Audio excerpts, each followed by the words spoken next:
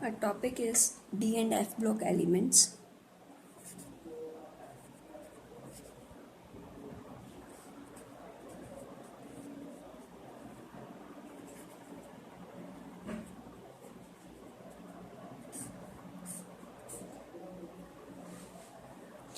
In modern periodic table, uh, elements are classified into different blocks. There are four blocks: S, P, D, and F block. So all elements are grouped in these four blocks. These blocks are based upon the last electron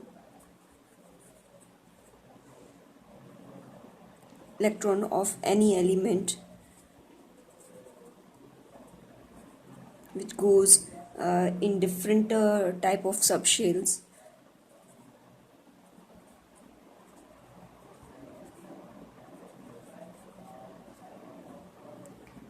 So if the last electron goes into S subshell, then that element will be called S block element.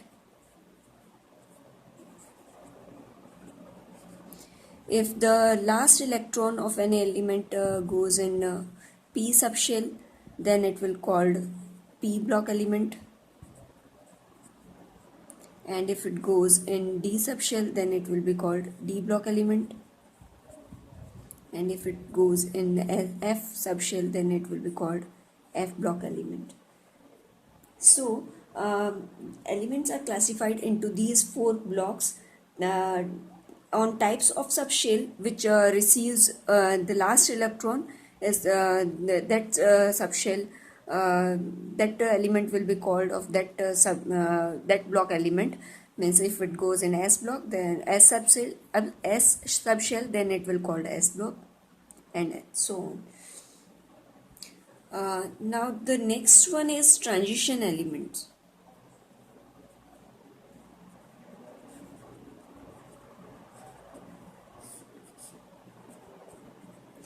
The elements which lie in between S block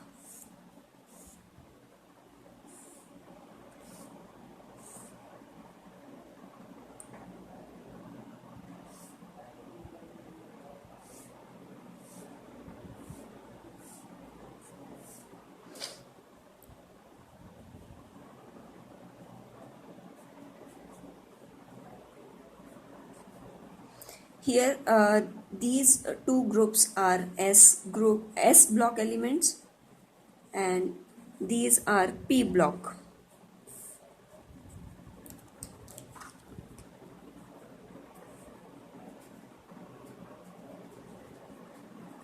And this is S block. So the elements which lie in between S block and P block elements in the long form, this is the long form of periodic table. So these are these lie in between S block and P block. So so these elements are called transition elements.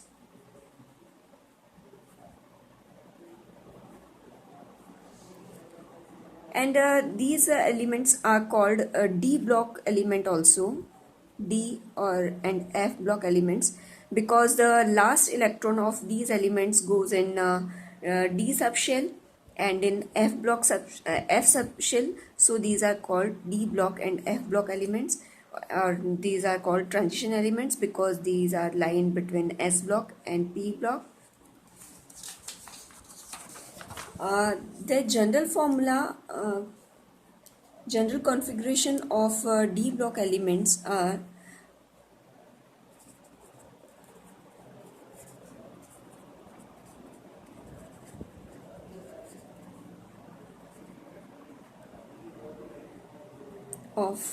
general configuration of D block elements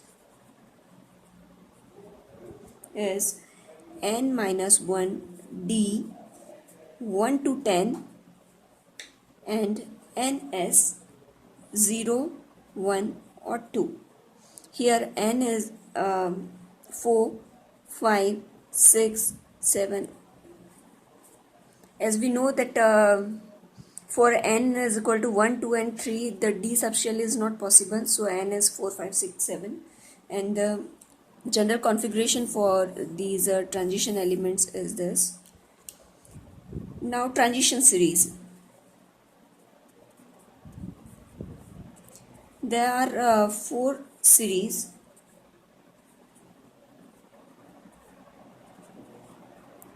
And as we know that the capacity of D subshell is 10, maximum capacity is 10 electrons. So there are 40 elements are there in these series.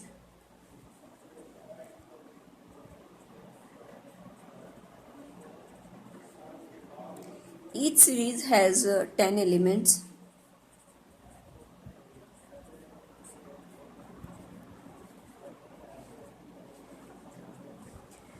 Now the first transition series,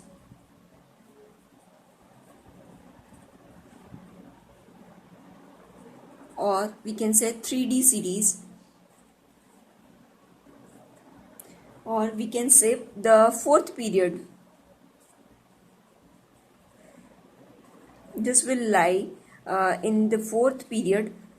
This transition series will lie in the fourth period, and the elements will be start from scandium, this is 21, to zinc 30, and electronic configuration will be argon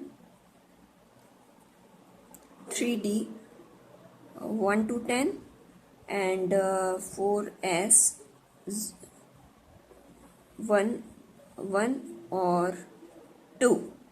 So the electronic configuration for scandium to zinc elements is argon 3D 1 to 10, 4s 1 or 2. Now second transition series.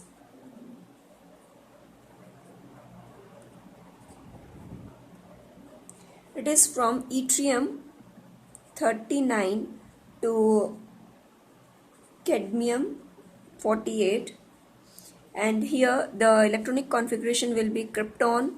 The electronic configuration of krypton 4D 1 to 10 and 5s 0, 1 or 2. So in second series the elements are from yttrium to cadmium, and the second series is also called 4D series,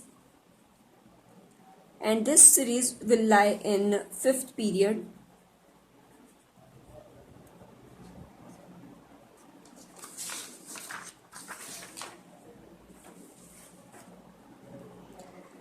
Now third transition series.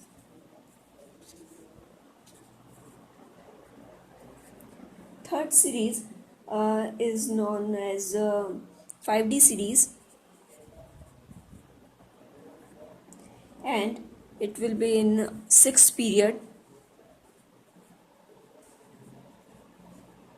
and it will start from lanthanum 57 and hafnium 72 to mercury is 80.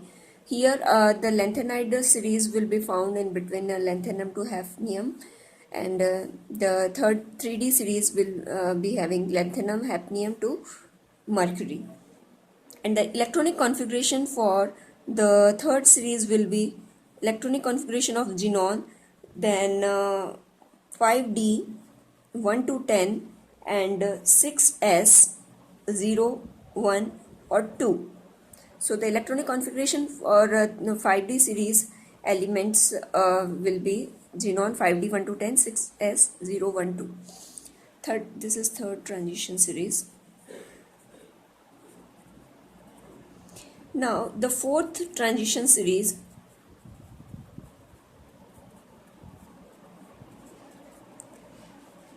It is 6D series and is found in the 7th period,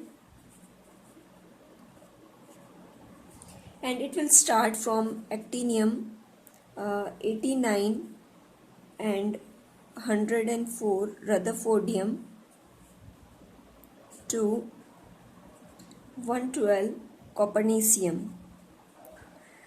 And the electronic configuration for these elements will be radon, electronic configuration of radon, and 6D 1 to 10, 7S 0, 1 and 2.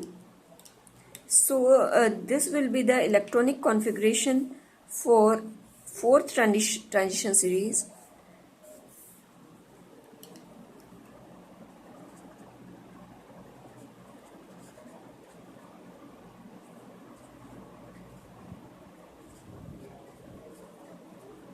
And here also other 10 elements are there in this series. These elements are placed in a 3rd to 12th group, or we can say these elements are lie in 1st B to 8th B. These are the groups for transition elements.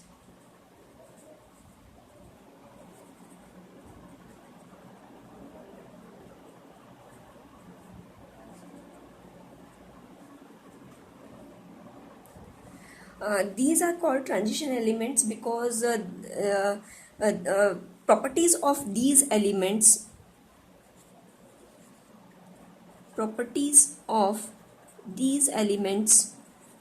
are intermediate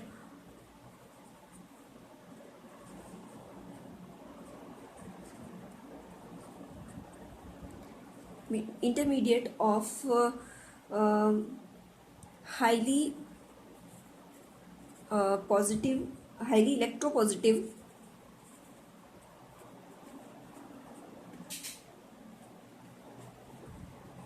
elements which are found in S block,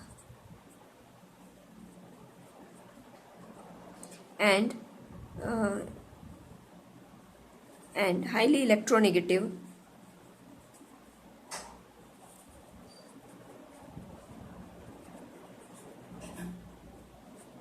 P blocks.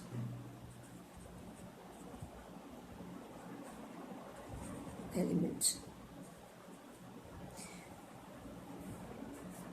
Highly electropositive elements, S block elements and P block elements. So these are called transition elements.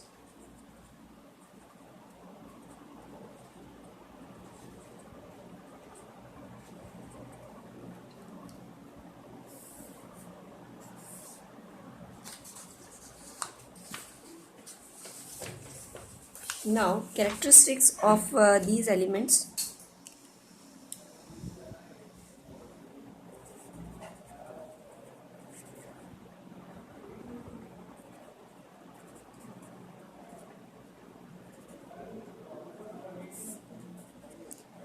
Now, first we'll have melting point and boiling point. Melting point and boiling point of these elements are very high. It is because of involvement of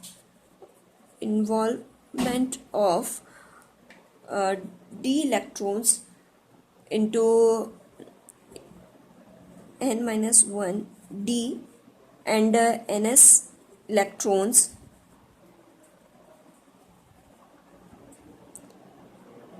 in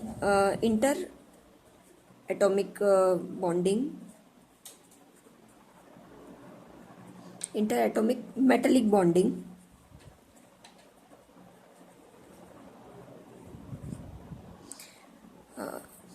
So melting point and boiling point are of transition elements are very high because of involvement of n-1 d and ns electrons in interatomic metallic bonding. The next is These metals are very hard. Mostly transition elements, these are metals, and these are hard metals with the high tensile strength.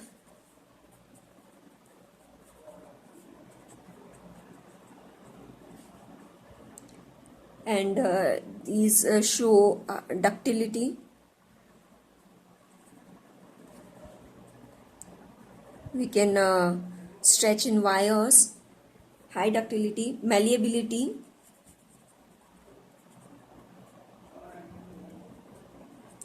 And these elements are good conductor of heat and electricity.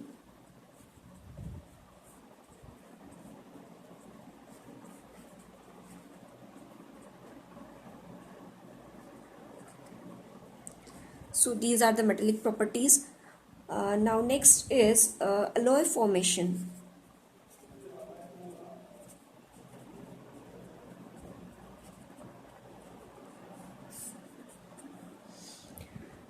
These elements make alloys easily because of similar atomic size.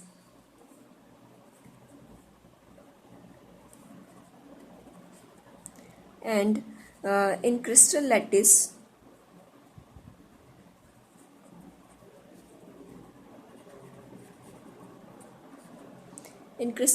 one metal can easily replace the other.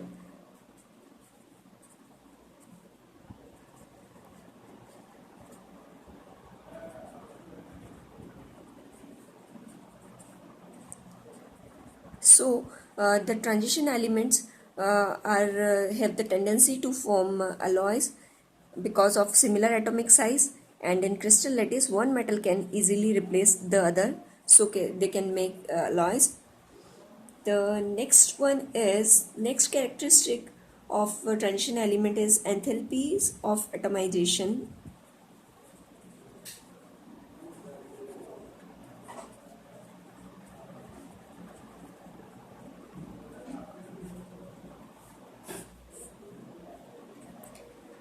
Enthalpies of atomization is very high because of a strong interatomic interaction.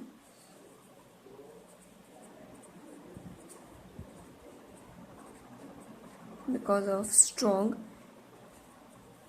interatomic interaction or bonding. The next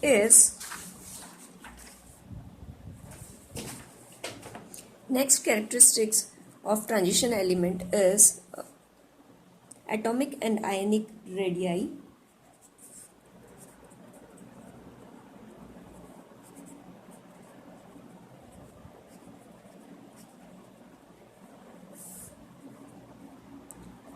Atomic and ionic radii decreases in the series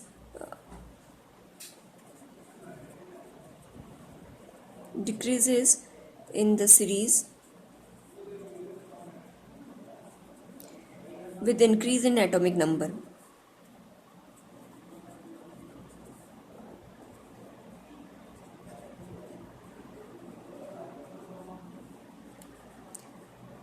The atomic and ionic radii decreases in the series when we go from left to right with increase in atomic number. Here atomic number is increasing, so radii will be decreasing, it will decrease.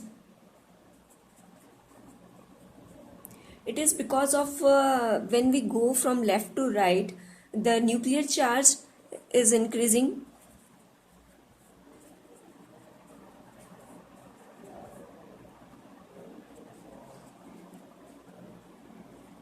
And the shielding effect of electron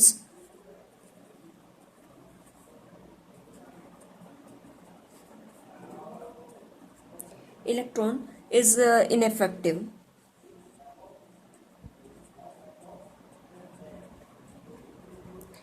So the effect of nuclear charge, it will attract the electrons towards inside, and hence the atomic radii or ionic radii will be decreases, and the shielding effect of inner electrons towards outer subshell, the effect of shielding is very less or ineffective.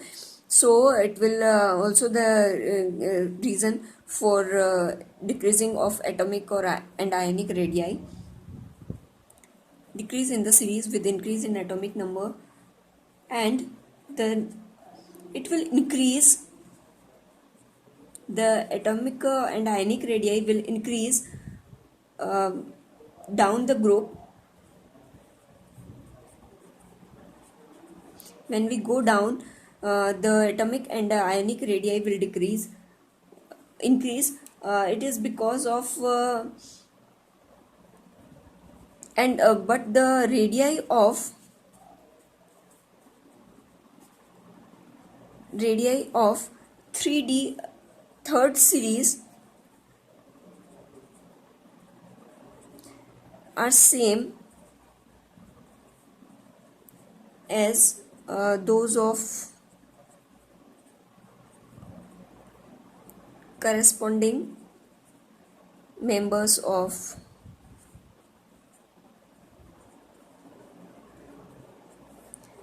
second series.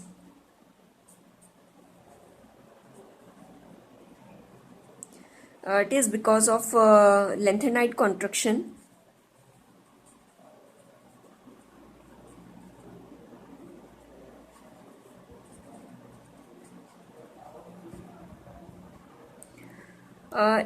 The down the group, the atomic and ionic radii increases because of increasing of one subshell.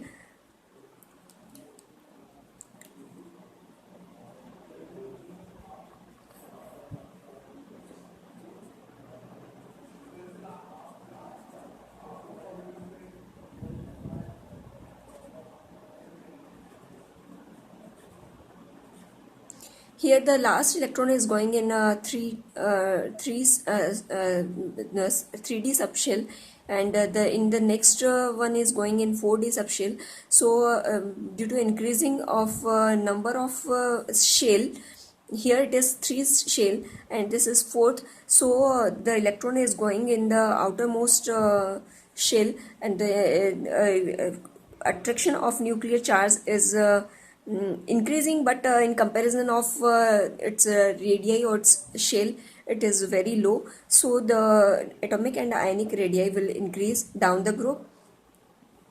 The next one is, and in the third series, the atomic and ionic radii is not increasing here, no effect or the same ionic radii because of lanthanide contraction. The radii will be same as 4D and 5D. The next characteristic is ionization enthalpies.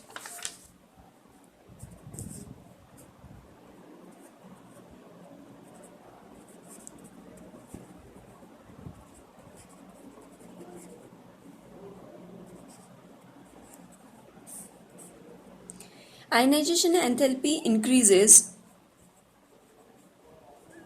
in the series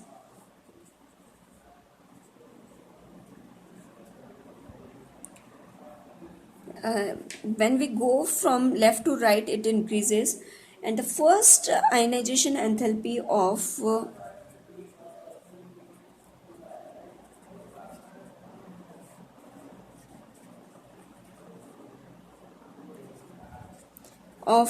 zinc, cadmium, mercury are very high.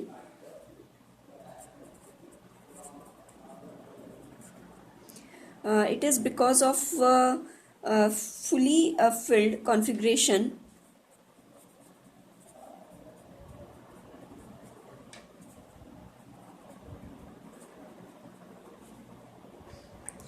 The configuration of zinc is argon 3D10 4s2. So here the configuration is D subshell and S subshells are fully filled. So the first ionization enthalpy will be very high, and for the cadmium it is krypton 4D10 5s2, and for mercury it is xenon 4f14 5d10 and 6s2. So here for these three elements the subshells are fully filled, so the ionization enthalpy will be very high. Ionization enthalpy of 3D and 4D series is irregular.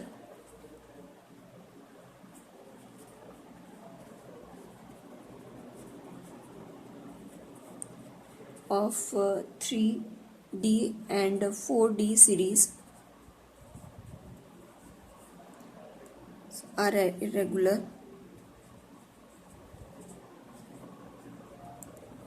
and the ionization enthalpy of 5D series, it is very greater, it is very higher as compared to 3D and 4D series. Some elements have higher second ionization enthalpy.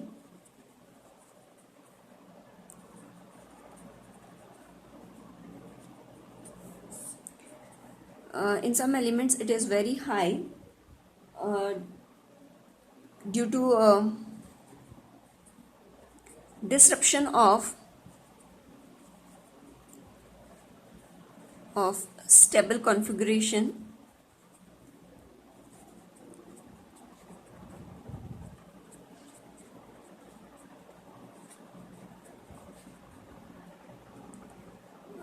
Example are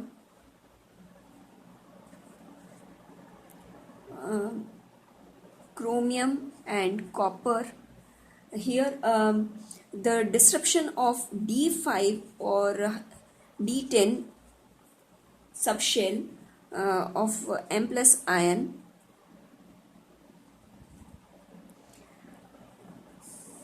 it is D5 is half filled and D10 is fully filled subshell, so it will not be easily it will not be very easy to disrupt these electronic configuration. Hence the second ionization enthalpy for chromium and copper, it is very high. In some elements the second ionization enthalpy is very low as it leads to the stable configuration. Example, in zinc the second ionization enthalpy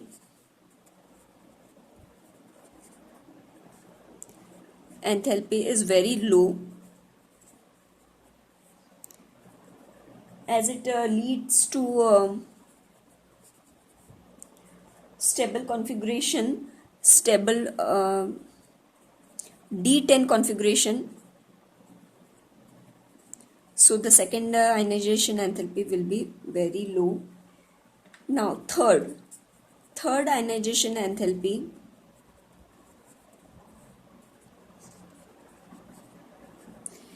third ionization enthalpy of those ions will be very low in which they are leading to stable configuration, and it will be very high in those ions which are disrupting the stable configuration.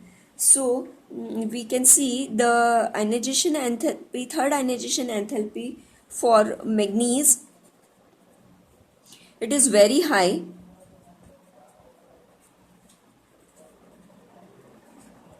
due to disruption of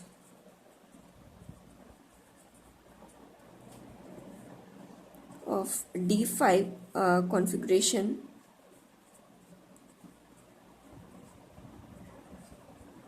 and for iron it is very low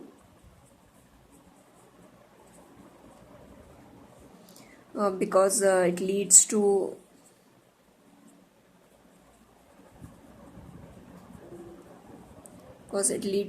stable configuration.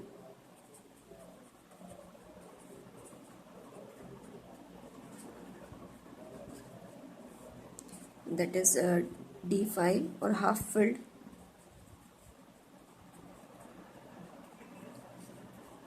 So we can see the ionization enthalpy is very high for those metals or for those ions which are disrupting the stable fully filled or half filled configuration, and ionization enthalpy is very low for those metals or ions which are leading to the stable configuration, that can be half filled or fully filled.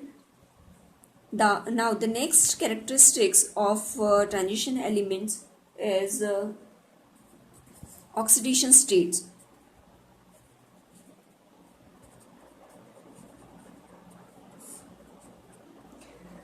Transition elements show the variable oxidation states.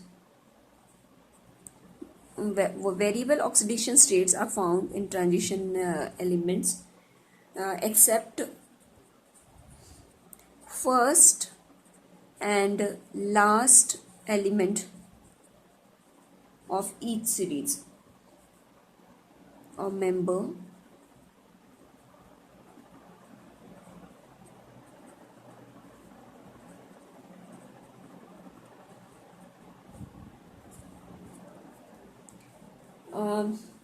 The oxidation states are variable due to very little energy difference. That is because of a very little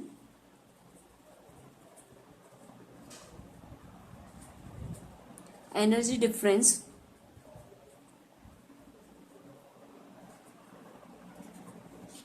between n-1 d subshell and ns orbital. So the oxidation states are variable because of very little energy difference between n-1 d orbital and ns orbitals. So the electrons can move can be removed from these orbitals easily. So electrons from both the orbitals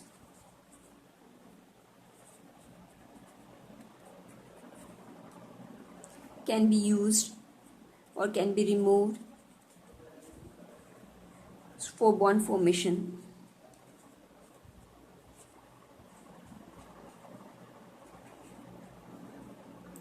So these elements can use n-1 d and ns orbitals in bond forming. So these will show the variable oxidation states.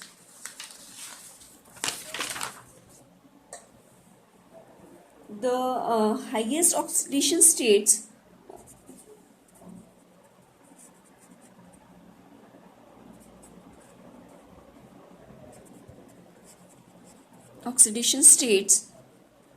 are found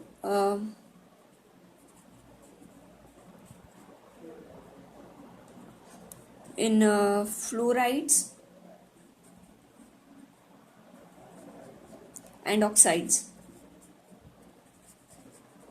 The reason behind these is as we know that oxygen and fluorine are very electronegative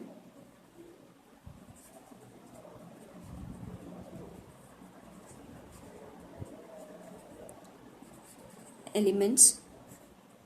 So due to their electronegativity, the oxidation states of fluorides and oxides are found in highest oxidation states, and oxygen can form multiple bonds.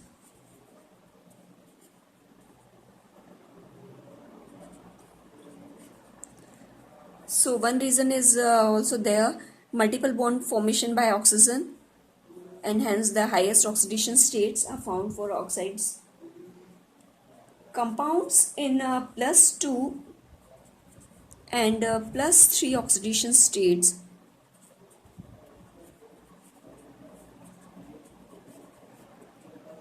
are mostly ionic compounds.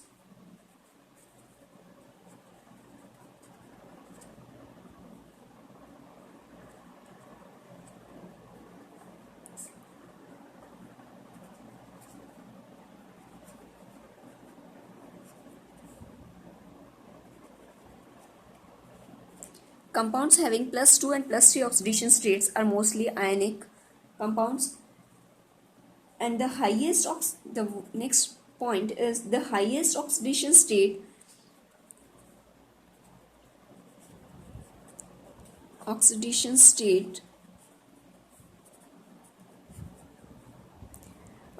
we can calculate the highest oxidation state by this formula.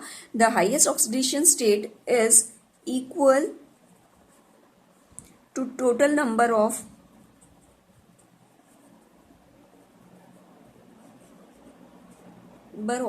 S and D electrons. So if the total number of S and D electrons are higher, then the oxidation state of those elements will be higher. The maximum oxidation state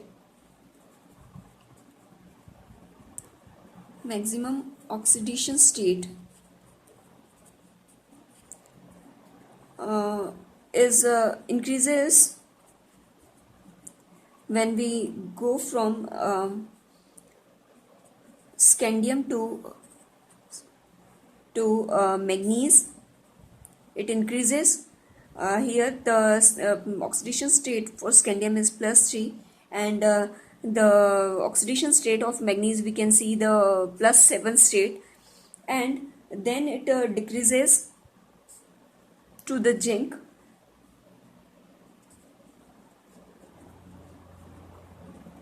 and here it increases. So the highest oxidation state in 3D series is found +7 for manganese. In this series we can see the oxidation state from +2 to +7. Exception is scandium, it has +3 oxidation state.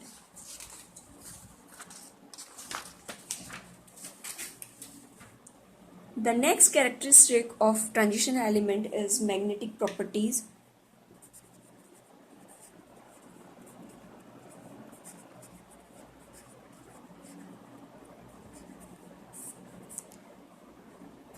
Magnetic properties of transition elements.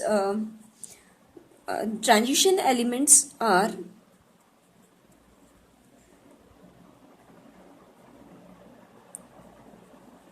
metals and compounds. Are paramagnetic,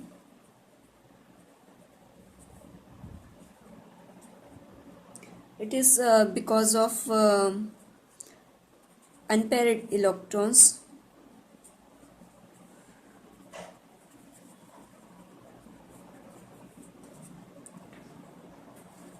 Unpaired electrons in d orbital.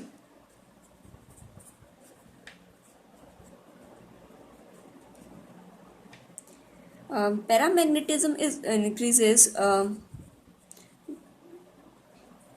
with increase of unpaired electrons.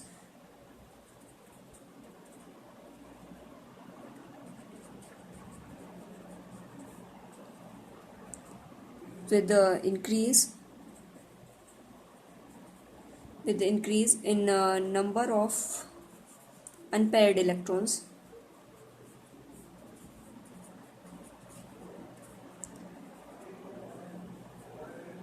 And it increases with 1 to 5.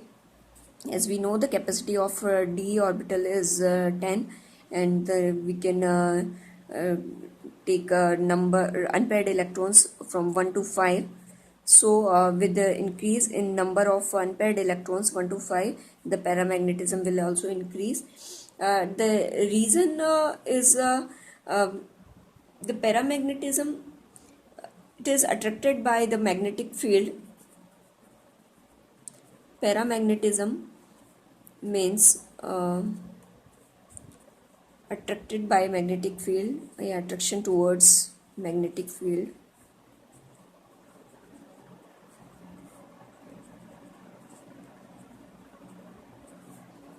And the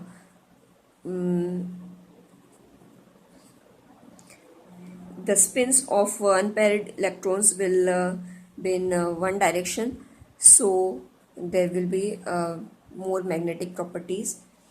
Elements which have no unpaired electrons,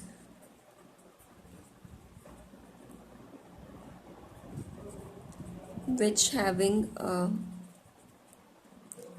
no or less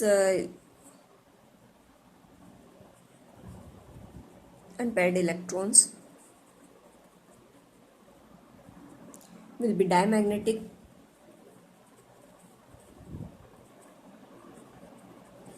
Diamagnetic means they will not be attracted towards magnetic field, or they will be repelled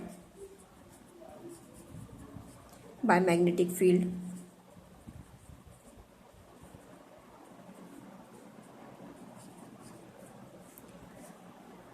So we can see that iron, cobalt, and nickel are highly paramagnetic.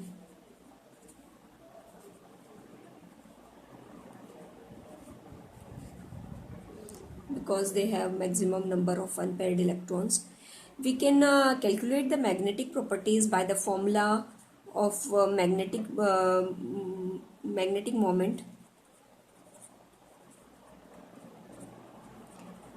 Magnetic moment mu is can be calculated by this formula. Mu is equal to root n plus 2. Here n are the number of unpaired electrons.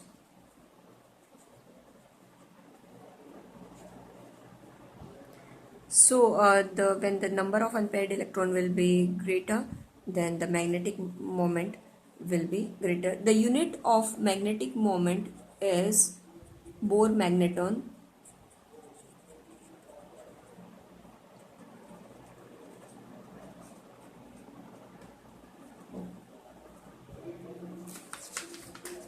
So these are the magnetic properties of transition elements. It can be paramagnetic or diamagnetic.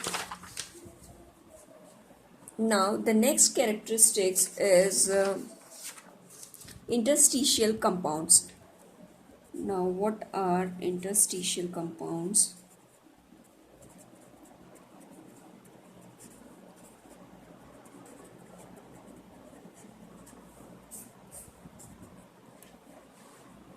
As we know that transition elements have lattice space.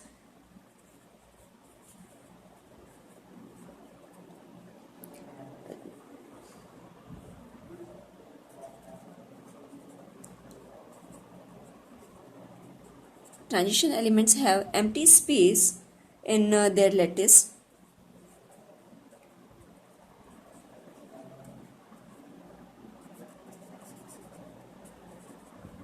Space in their lattice, and in these lattice the small atoms like carbon, nitrogen, boron, hydrogen, these atoms can occupy these empty spaces, or they can form bonds with them, and these type of compounds are called interstitial compounds. So transition elements have empty spaces in their lattice, and these spaces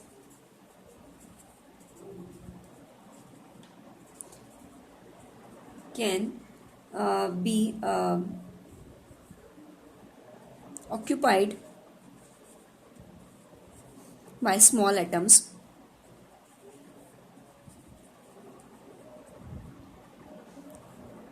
and can also form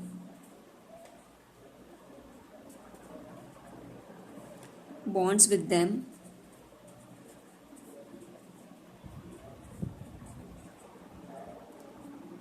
and these compounds are called interstitial compounds.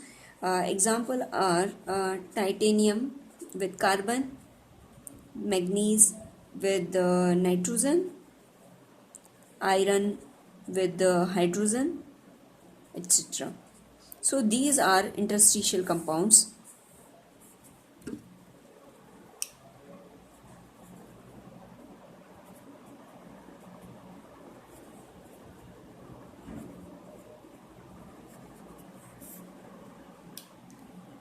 Now the next property is standard electrode potential of M plus 2 M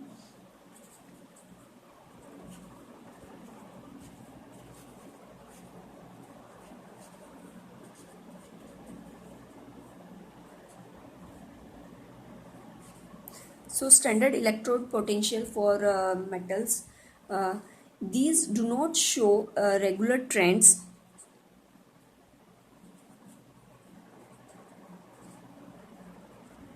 No regular trends for the electrode potential.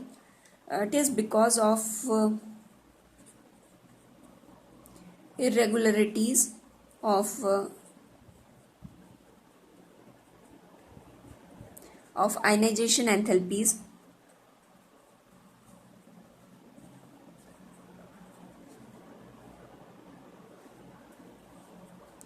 and enthalpy of atomization.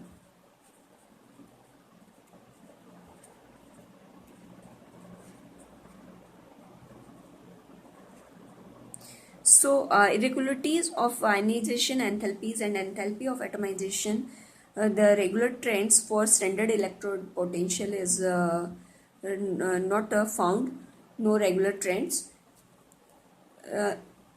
Electrode potential for manganese, nickel and zinc are negative due to negative due to stable configuration.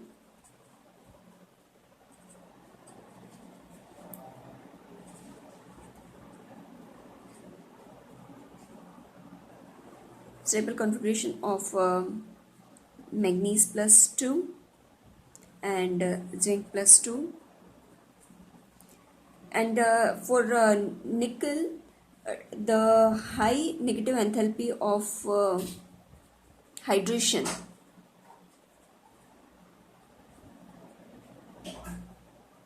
negative enthalpy of hydration.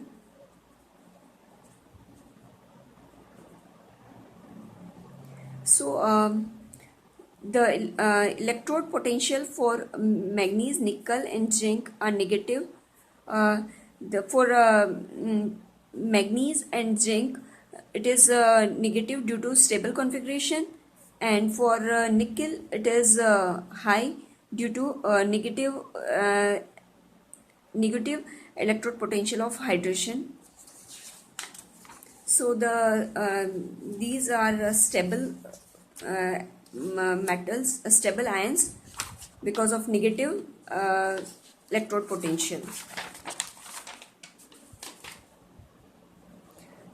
We can see the electrode potential for copper. It has a positive electrode potential.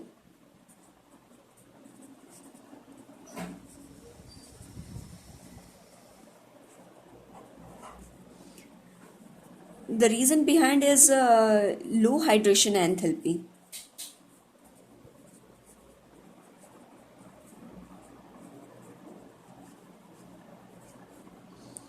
Due to low hydration enthalpy, the electrode potential will be positive, and this will be less stable.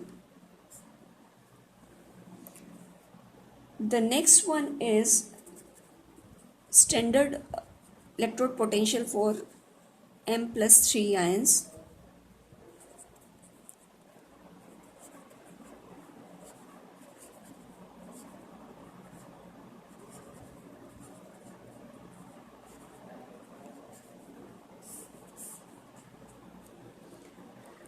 The standard electrode potential for M+3 ion, it shows varying trends.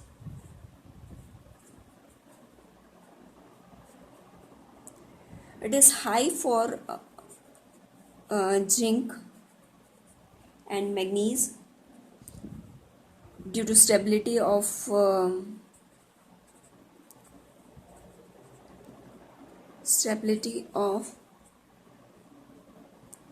D10 and D5 configuration,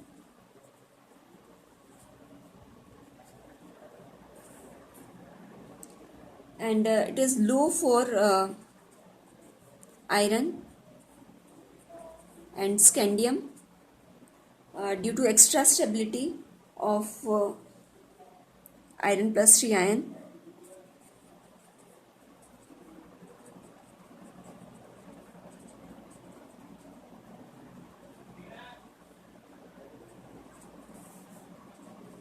Of iron+3, that is D5, and for scandium it is scandium+3 and D0 configuration.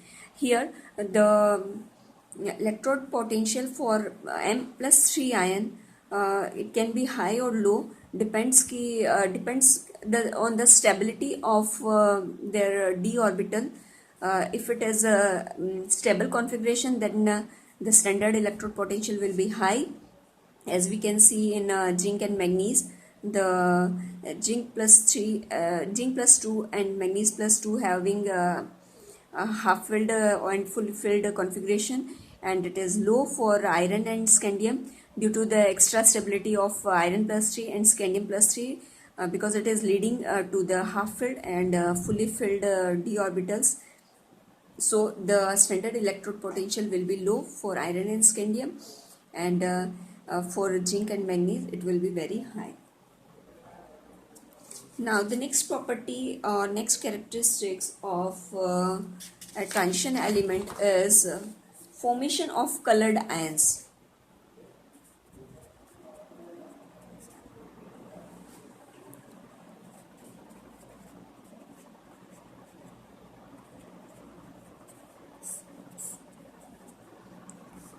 These ions are colored in both solid state and in aqueous solution.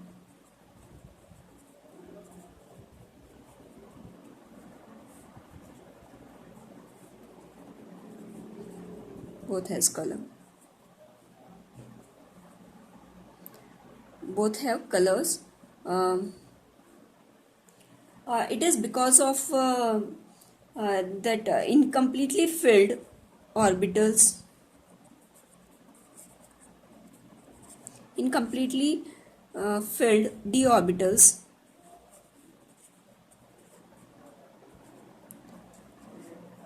These d orbitals tend to split into two sets.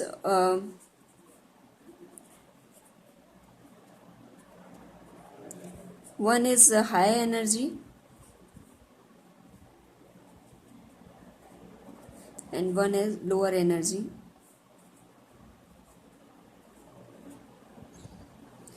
So these incompletely filled d orbitals tends to split in two types of energy level orbitals in presence of anions,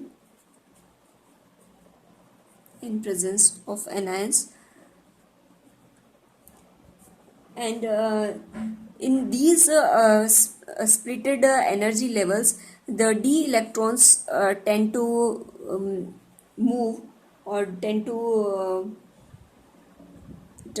transition of d electrons these colors, ions will be showing colors.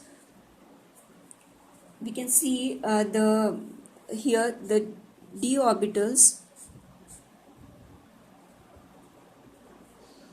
in presence of anions, they will split into two energy levels.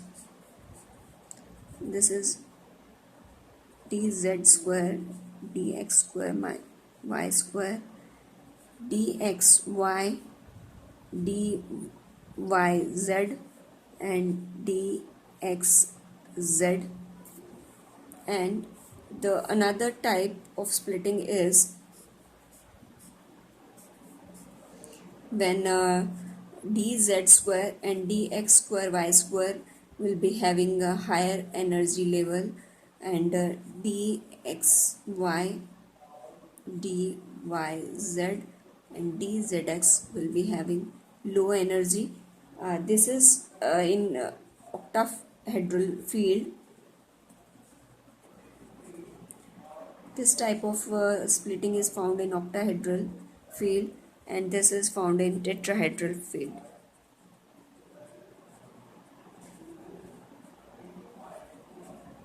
When these unpaired d electrons have tendency to transition from lower energy level to higher energy level. Here the below is the lower energy level,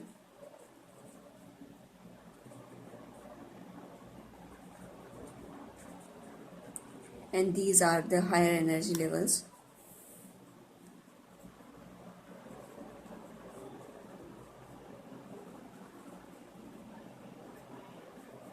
Because of transition of d electrons from lower to higher, higher to lower energy levels, these transition elements will be will show colors in both in solid states and in aqueous solution.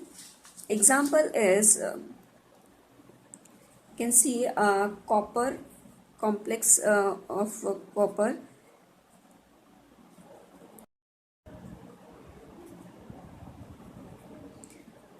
This ion will show blue-green color.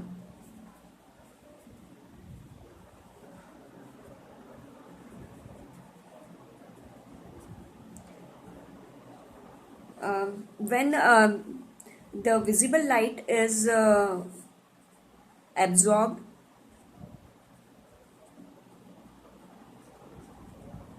when we put the visible light, the electron will promote from lower energy level to higher energy level, and promotion of d electrons, and it will absorb the red light. In case of copper, it will absorb the red light and it will show its complementary color blue.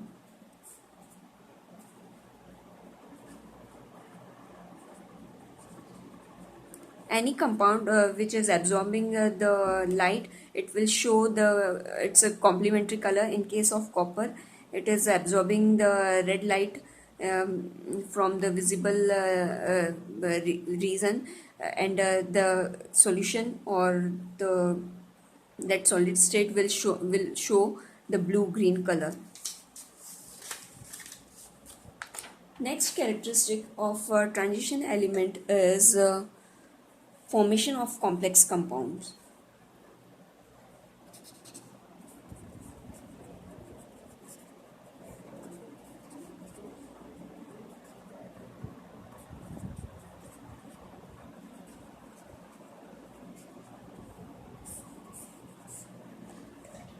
Transition elements form a large number of complexes. Transition elements tends to form a large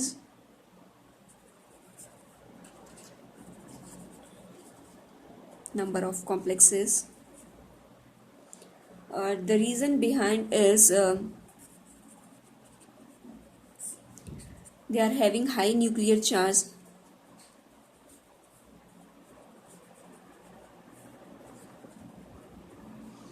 charge and a small size,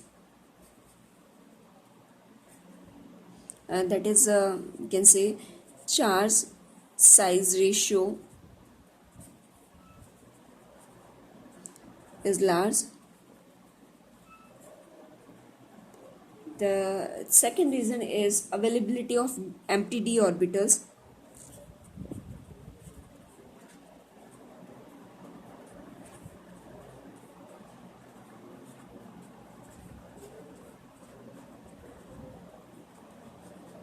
Availability of empty d orbitals to accept lone pairs from ligands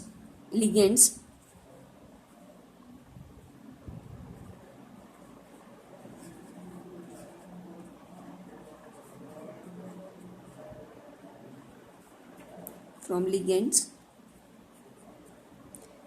And the third is these elements show variable oxidation states.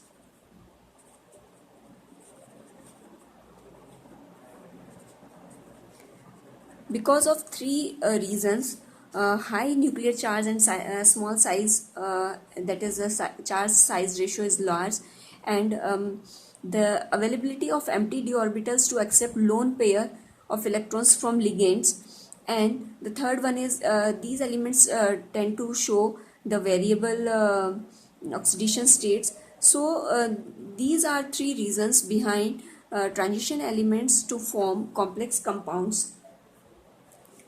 The stability, the number of ligands,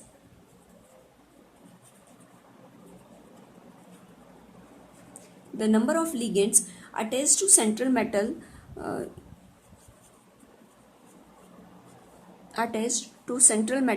ion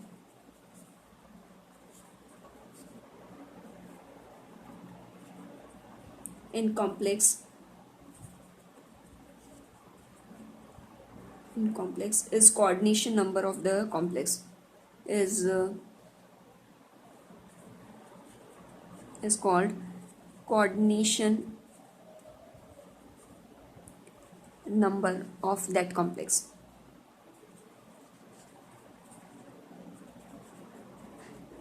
So if the number of ligands are 4, then its coordination number will be 4. If it is 6, then the coordination number of that complex will be 6. Stability of complexes, the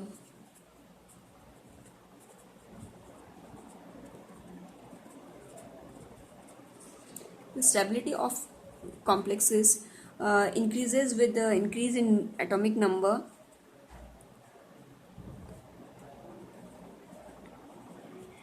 increase with increase in atomic number,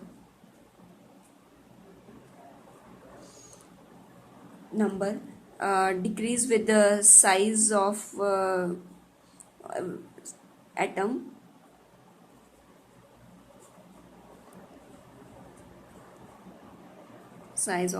in the series.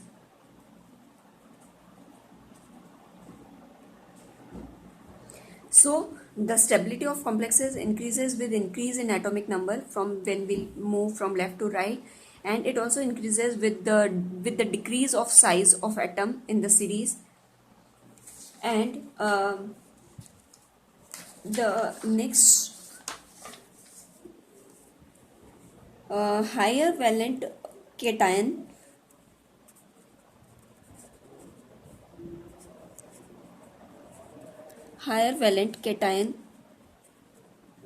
will form more stable complex.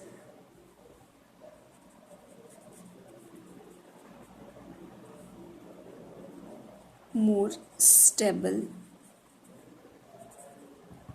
complex because of higher nuclear charge and because of smaller size. It will form more stable complexes. Different complexes will have different shapes.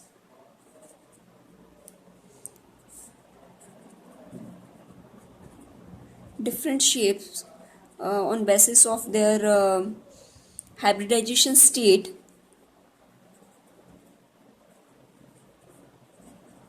depends upon their hybridization state.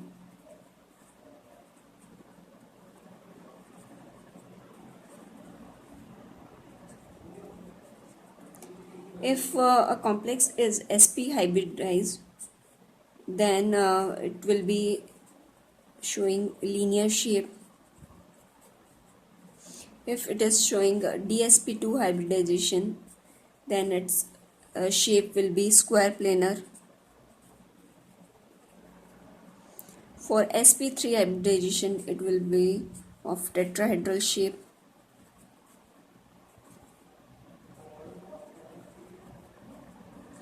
And for d2sp3, it will be of octahedral.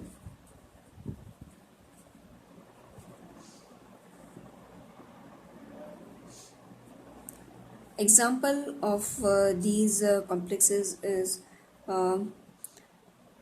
cobalt complex of ammonia. It will be in octahedral shape.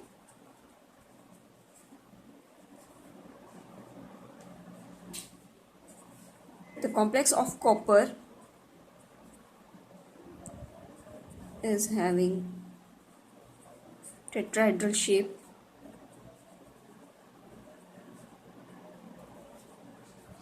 And the complex of nickel with carbon monoxide is a ligand in +2 oxidation state. It is square planar.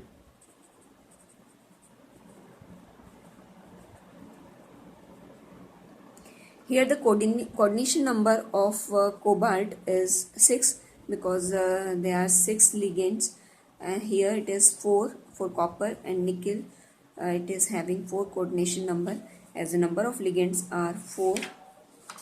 The next property of transition element is catalytic properties.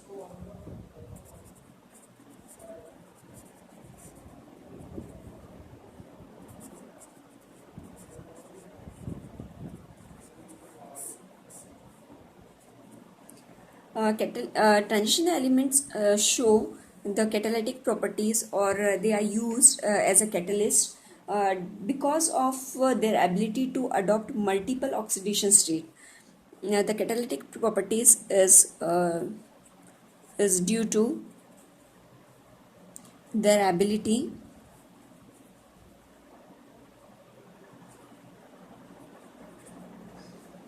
to adopt different oxidation states.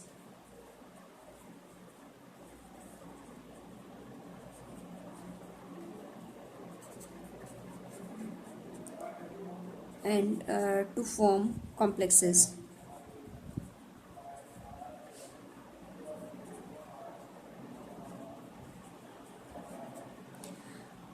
Because of their different multiple oxidation states, and to form complexes, the transition elements are used as a catalyst.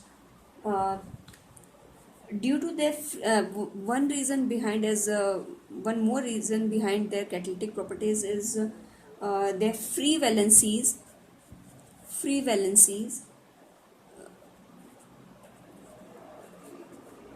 on the surface of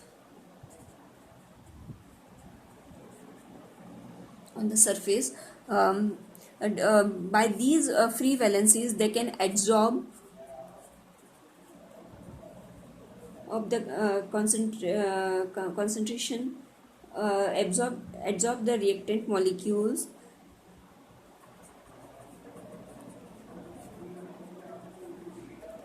and help in performing that reaction. By these free valencies on the surface, they absorb the reactant molecule on their surface, and thereby increasing the concentration of reactants, increasing the concentration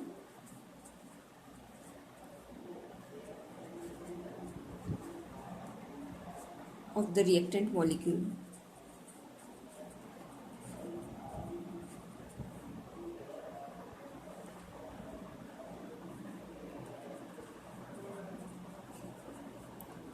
On the surface,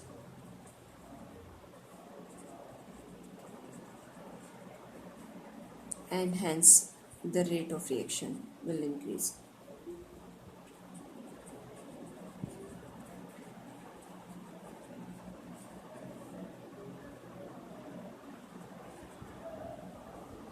So by their free valencies on their surface, they absorb the reactant molecule, and their concentration will be increased on their surface, or hence the rate of reaction will increase.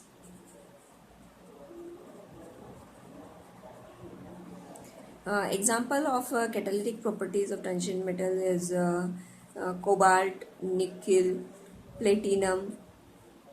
These elements are used in as a catalyst in different type of reactions. Compounds of transition metals.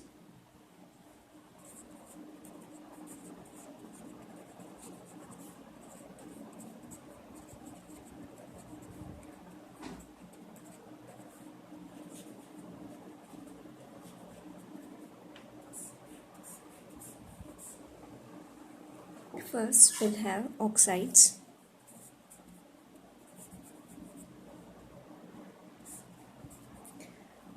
Transition elements form oxides with oxidation state from +1 to +7, and their ionic character of oxides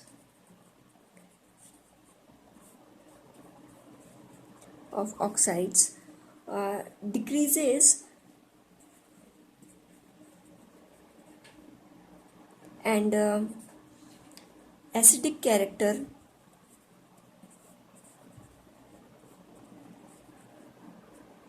increases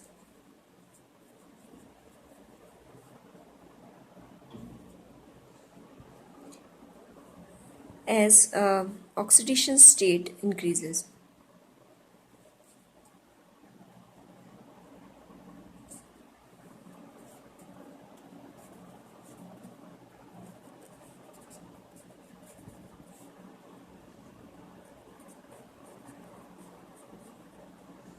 So we'll take one example.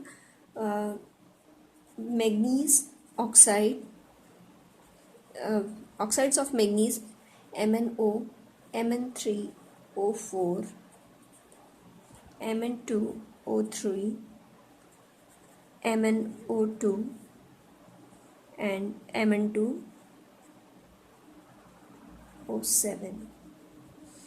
So we can see that oxidation states are increasing. So the acidic character of this manganese oxide will be very less, and acidic character of Mn2O7 is very greater. So manganese oxide will be comparatively basic in nature, while as Mn2O7 will be in acidic. So we can see that acidic character increases as oxidation state increases. Here in MnO, oxidation state of manganese is +2, and in Mn2O7 it is +7. So when oxidation state increases, their acidic character will also increase. The ionic nature, manganese oxide is ionic in nature, whereas Mn2O7 is covalent in nature. So the ionic character of oxides decreases, or the covalent character increases when oxidation state increases. And the middle these oxides will be amphoteric in nature.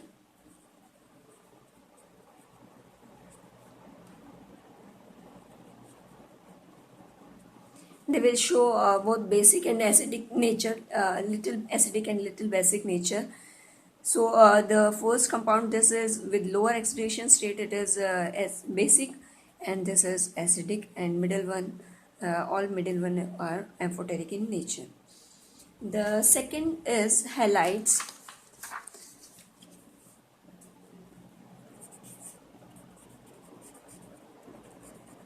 Halides of transition elements, their order of reactivity,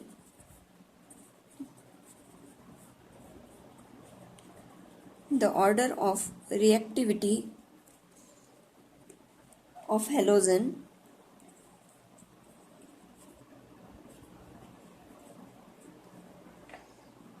with the transition metals or elements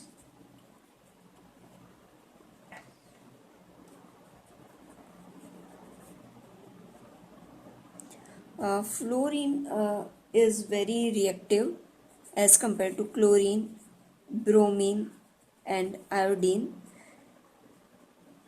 So and the fluorides of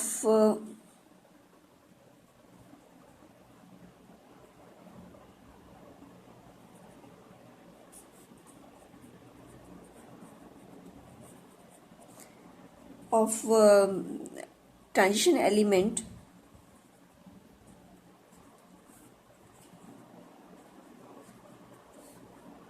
are ionic in nature,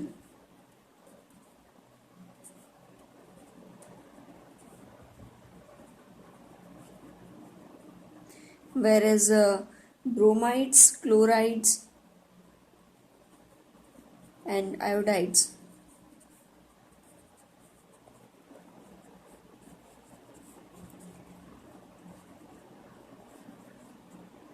are ionic as well as covalent.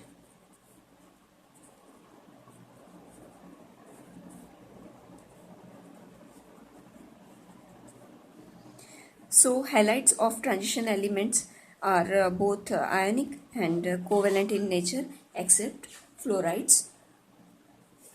Next compounds of transition elements are sulfides.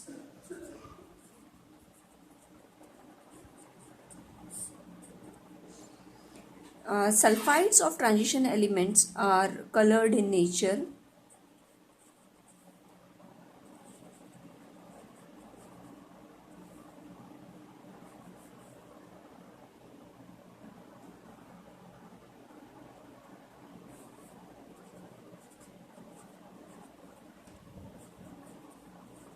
Sulfides of transition elements are colored in nature, and they usually of black color,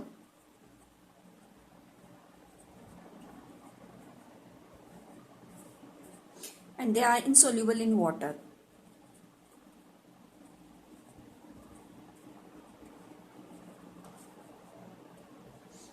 So these are the compounds of transition elements. Now we'll study potassium dichromate.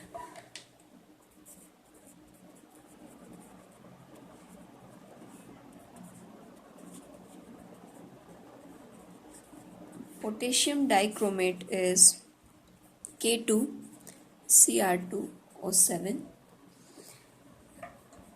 Methods of preparation is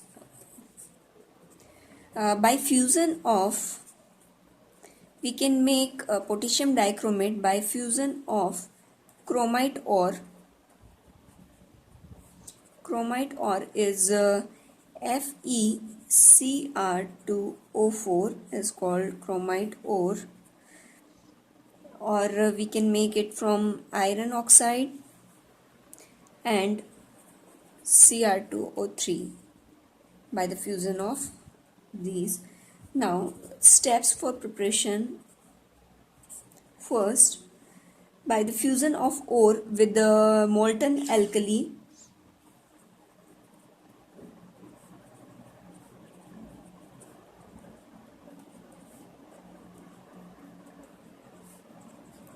in presence of air.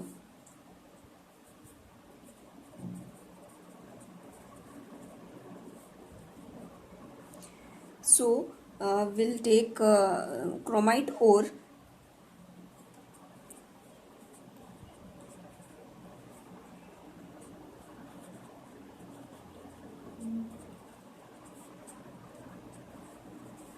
It will give 8 Na2CrO4 plus 2 Fe2O3 and carbon dioxide.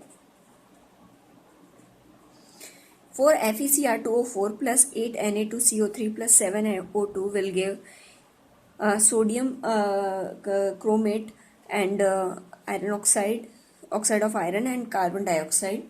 In the second step, the conversion of sodium chromate into sodium dichromate, 2 Na2CrO4 plus H2SO4 will give sodium dichromate, Na2Cr2O7 plus Na2SO4 plus water. Now in third step, sodium dichromate will convert into potassium dichromate by heating with KCl. We'll take sodium dichromate, Na2Cr2O7, and we'll heat it with potassium chloride. We'll take 2 molecules of potassium dichloride and we'll heat, and it will give potassium dichromate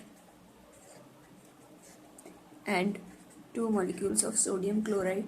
So by these steps we can make potassium dichromate by the fusion of chromite ore. In first step, the chromite ore will give sodium chromate, and in second step, sodium chromate will convert into sodium dichromate, and in third step, sodium dichromate will be heated with the potassium chloride and it will give potassium dichromate. Now, properties of potassium dichromate.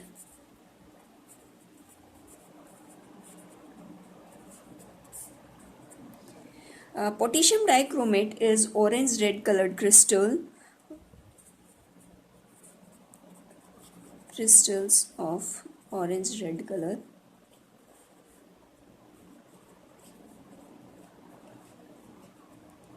And these crystals are soluble in water.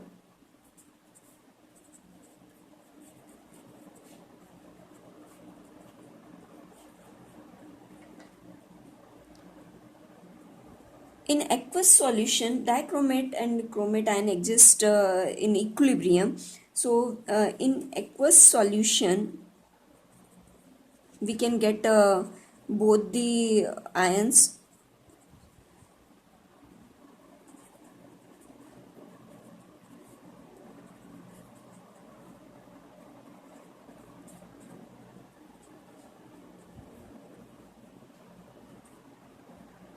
And chromate ion is CrO4 minus 2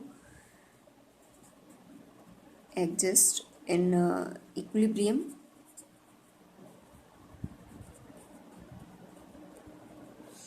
Here it is Cr2O7 minus 2 water. This is our equilibrium sign, and it will CrO4 minus 2 plus 2H plus. Dichromate ion is orange colored, and while chromate ion is of yellow color. When in alkaline medium we put some alkali, then this equation will shift in forward direction.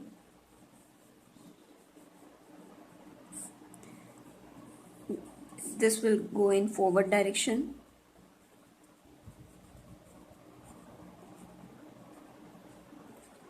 Means we will get chromate ions which will be of yellow color. So when we put alkali in the medium, we'll get the solution of yellow color, and if we put in we put some acid in this equilibrium, then the equilibrium will shift in backward direction.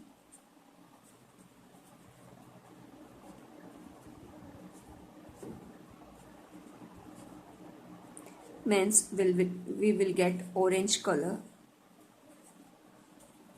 of dichromate ion. So we can shift this equilibrium by putting alkali or acid.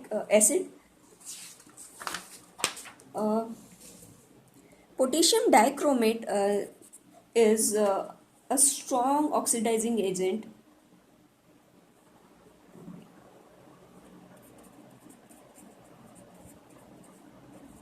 Is a strong oxidizing agent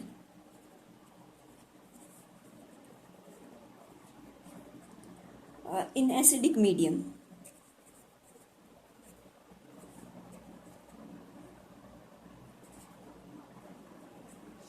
So we can write Cr2O7 minus 2 plus 14H plus, this is for acidic medium, and the equation will go Cr plus 3 plus 7H2. So it is a strong oxidizing agent, and it itself reduces in chromium plus 3 state.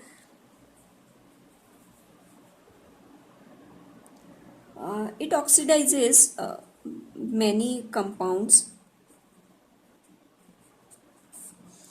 It oxidizes iodide ion into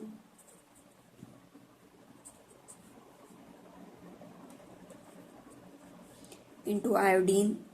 It oxidizes hydrogen sulfide gas into sulfur. Tin plus 2 in tin plus 4. Iron plus 2 in iron plus 3, etc. So it oxidizes these ions, and it itself reduces. The next the main important thing is chromyl chloride test.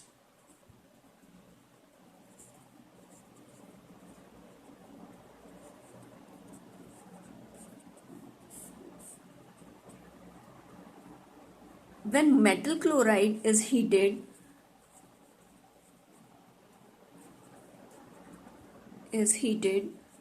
with the potassium dichromate,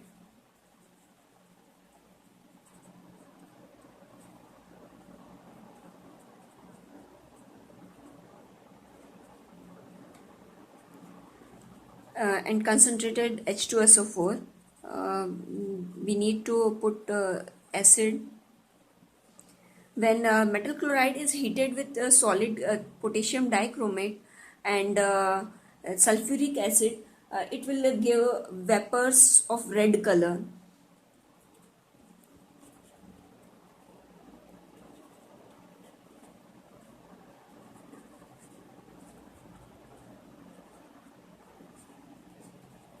And these vapors will be of chromyl chloride, red colored vapor of chromyl chloride.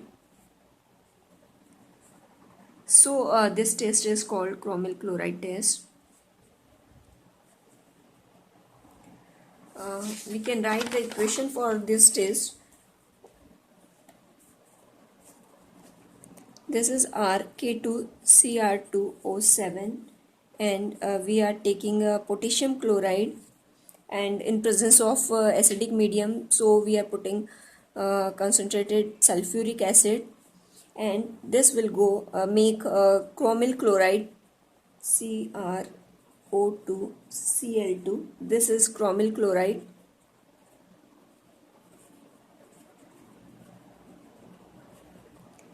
and potassium sulfate,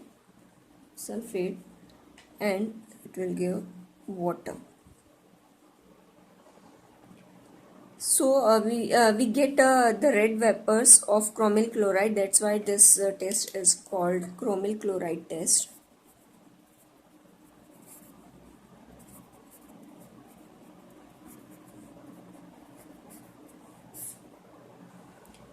Now, action of heat. Other chemical property is action of heat. When we heat potassium dichromate, then it will decompose with the evolution of oxygen.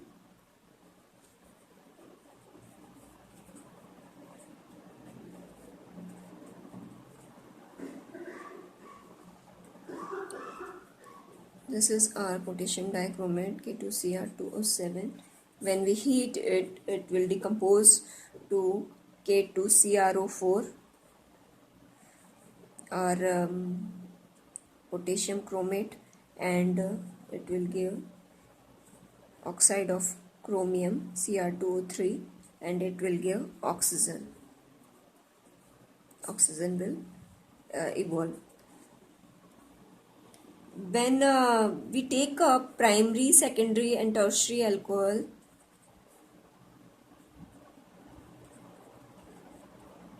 it oxidizes to aldehyde and ketone, and these aldehyde and ketone will further oxidize to acids, the carboxylic acid. If we are taking CH3, CH2OH, this is our primary alcohol. When we oxidize it in presence of potassium dichromate, the potassium dichromate will oxidize this primary alcohol into aldehydes. Acetaldehyde, we will get acetaldehyde, and this acetaldehyde will further oxidize in acetic acid,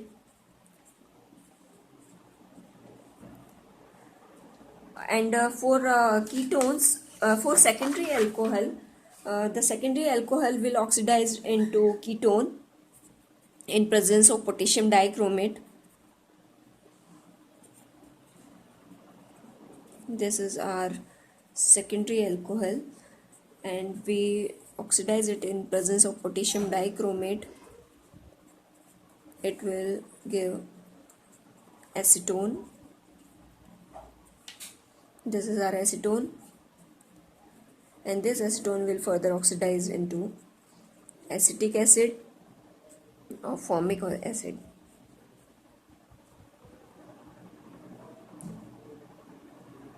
And we'll get water.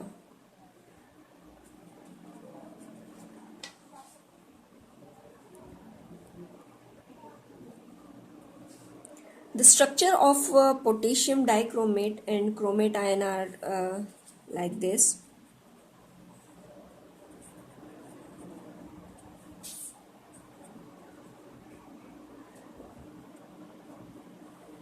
This is our chromium metal.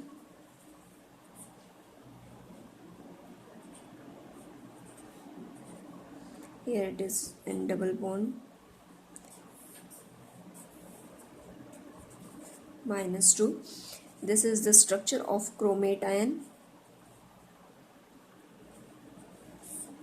And for dichromate, this is our 2 chromium which are attached with the 3 oxygen from directly, and with 1 oxygen is in sandwich position between chromium.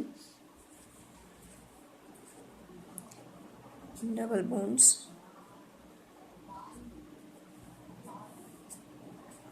And this oxygen is having a lone pair of electrons. So this is the structure of dichromate ion.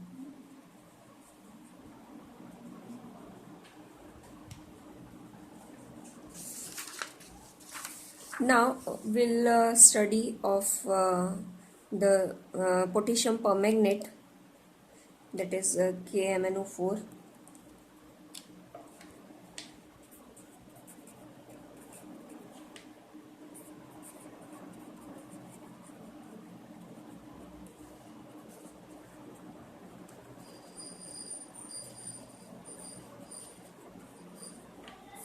This is our potassium permanganate. The method of preparation for potassium permanganate is we can make it from pyrolusite iron.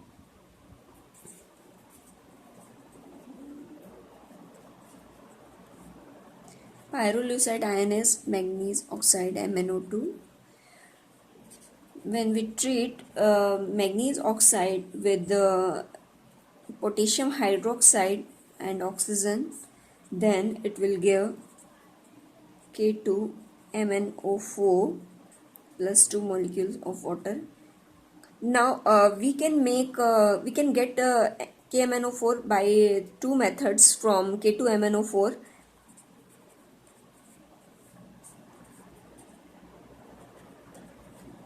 There are two methods. First one is electrochemical oxidation.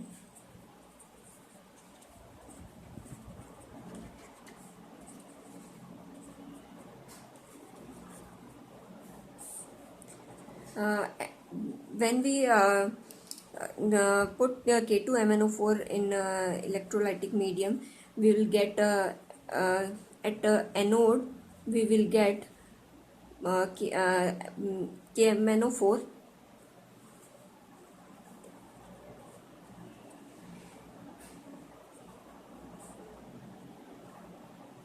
and it will give permanganate ion at anode.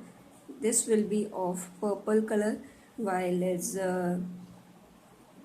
MnO4 minus 2 will be of green color. So we'll get permanganate ion at anode, and at cathode we will get hydrogen gas. So we can get KMnO4 by electrochemical oxidation, and the second one is in acidic or neutral medium.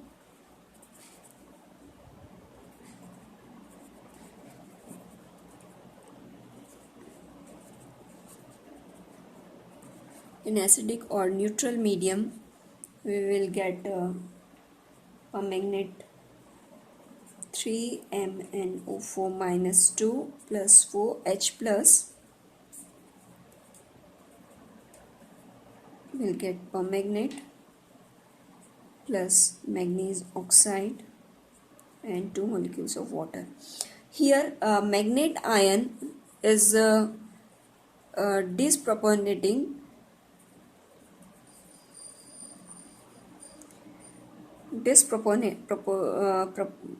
proportionate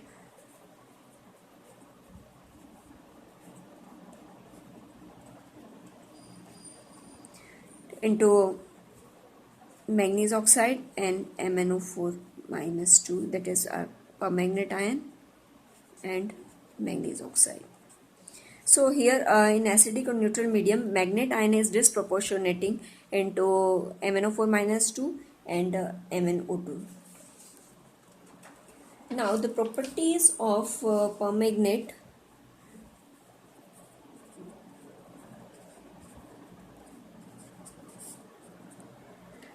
Potassium permanganate is dark purple crystal, or we can say black crystal.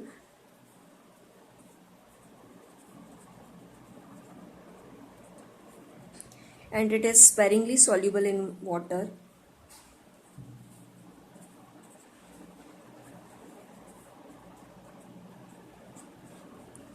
When we heat this KMnO4, we will get K2MnO4, potassium magnet, and MnO2, and with the evolution of oxygen. So when we heat potassium permanganate, we will get oxygen gas. Potassium permanganate is a strong oxidizing agent.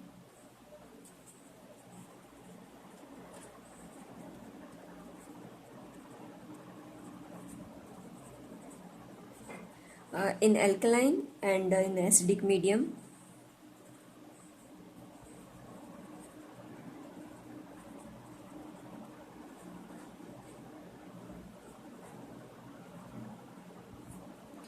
In acidic medium, it will oxidize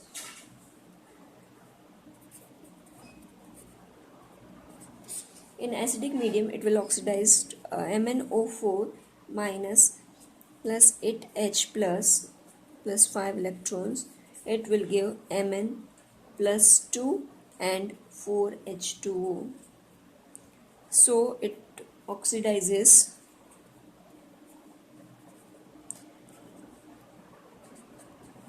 iodide ion into iodine and sulfur minus 2 sulfide ion into sulfur, iron plus 2 in iron plus 3, and sulfite ion into sulfate,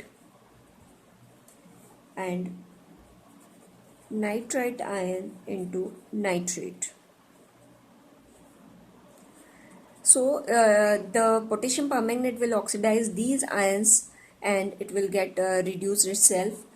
And in neutral medium or faintly alkaline medium or neutral medium,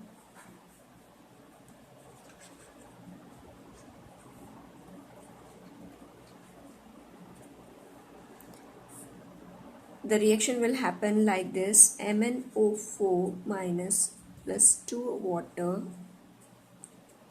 it will give manganese oxide plus 4OH minus, and it will oxidize iodide ion into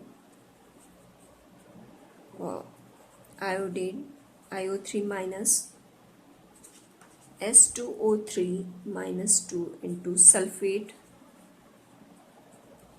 and manganese plus 2 will be oxidized into MnO2.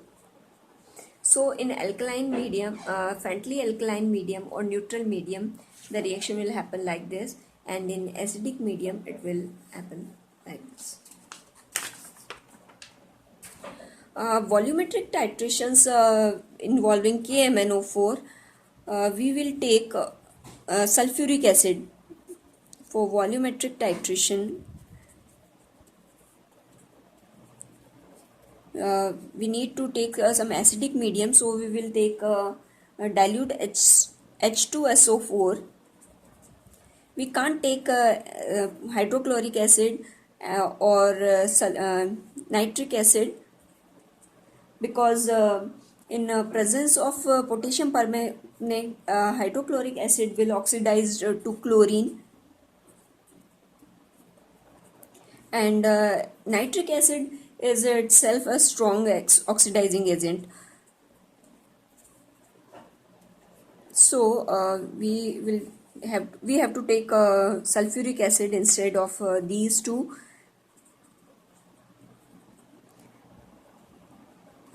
These nitric acid will reduce the oxidizing agent also itself.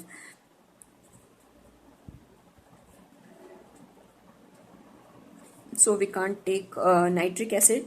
It will reduce the KMnO4 because itself is a strong oxidizing agent, and we can't take hydrochloric acid because KMnO4 will oxidize hydrochloric acid into chlorine.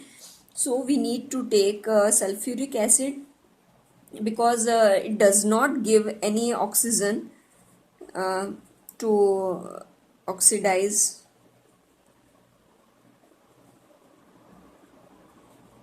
any oxygen to its own to oxidize the reducing agent. It can't oxidize the reducing agent, that is our KMnO4. So we'll take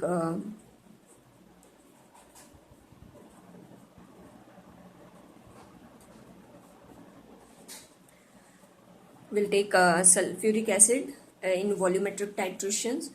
The structure of magnet and permanganate ion is like this: manganese,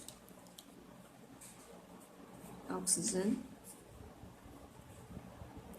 Here are 4 atoms of oxygen.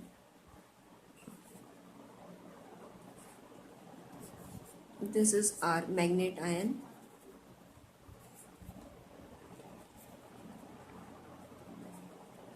And for permanganate, it is manganese.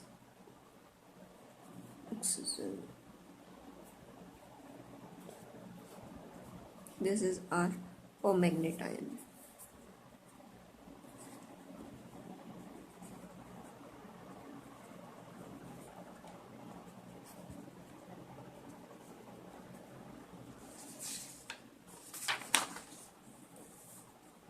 Now the magnet ion is MnO4 minus 2, and this is MnO4 minus.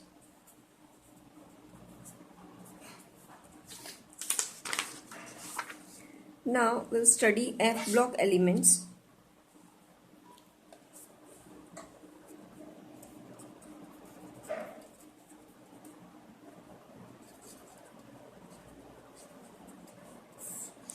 F block elements are those elements in which last electron enters into F orbital.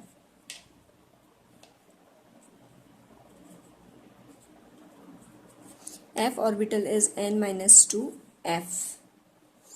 So the general configuration for these compounds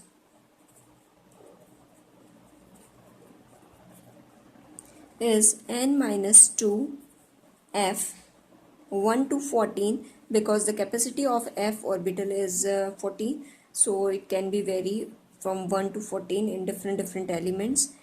And n minus 1 D 0 or 1 means in F block elements there will be no electrons in d orbitals, or only one electron will be there, and ns2.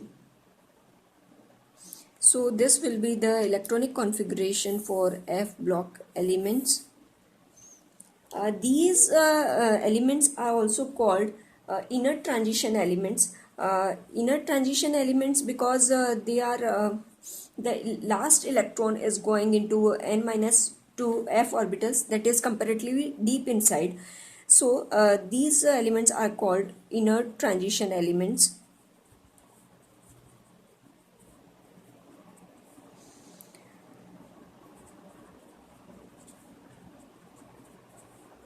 N minus 2 F orbital are comparatively deep inside.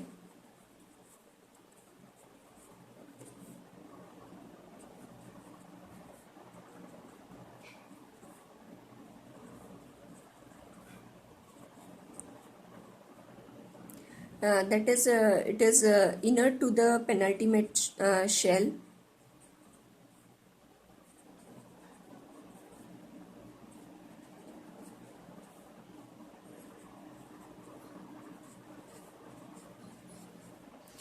Penultimate shell is d orbital, and it's inert to the penultimate shell. So these are called inert transition elements. F block elements are divided into two series, or two series are there.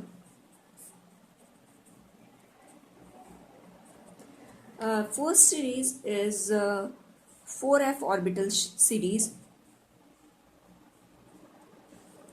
and the second one is 5f series. 4f's in 4f series, the electrons are going in 4f orbitals, and in 5f series it is going in 5f orbitals. 4f orbitals are also called lanthanides or lanthanons.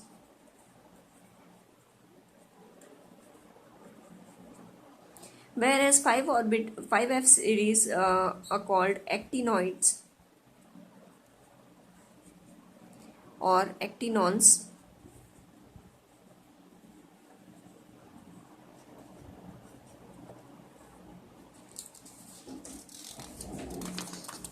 Now 4f orbital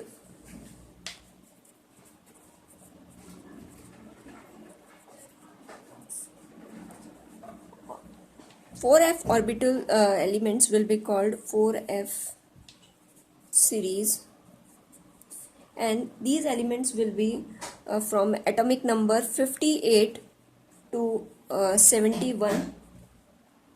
58 is our cerium.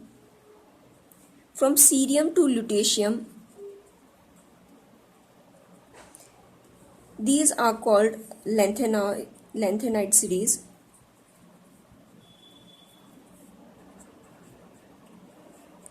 These are called lanthanides because the cerium comes just after the lanthanum. Lanthanum is 57, atomic number 57, and these all 14 elements are coming just after the lanthanums. So these elements are called lanthanons. In 5f series, the elements from atomic number 90 to 103, that is 90 is our thorium to lawrencium,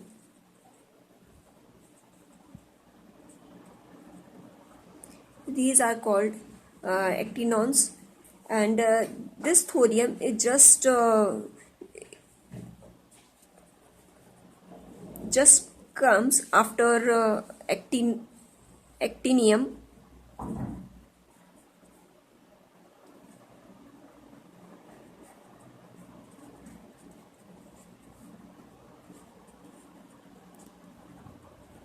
So these 14 elements are called actinoids or actinones. Now we'll study first lanthanides.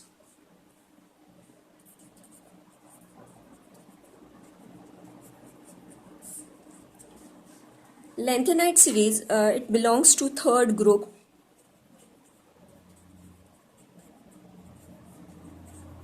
and it comes in the sixth period of modern periodic table.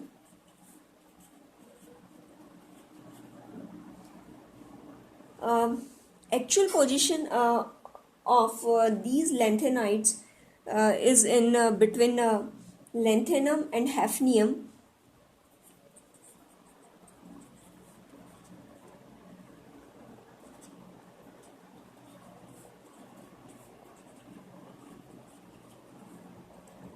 Actual position of lanthanides is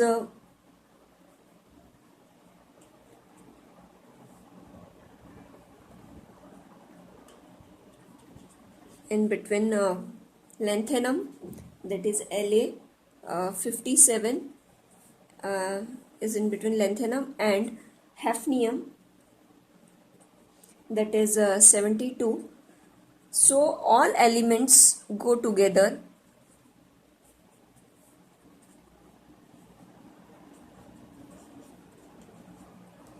at one place.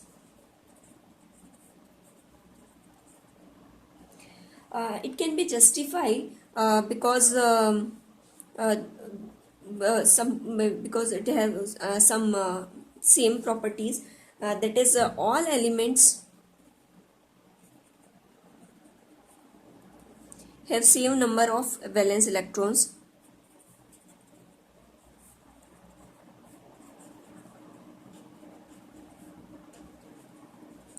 Valence electron, that is 1 in 5d and 2 in 6s. So all these 14 elements from lanthanum to hafnium, all elements are having same number of valence electrons, means 3. So these are kept in one place. The second one is group valency of lanthanide is 3, as they are having 3 electrons.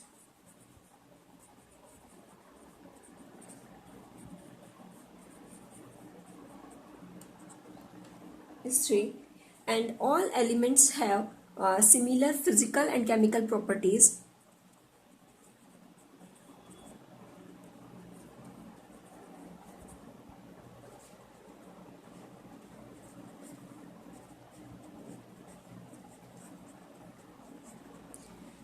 So these are the justification of putting all the elements in one place.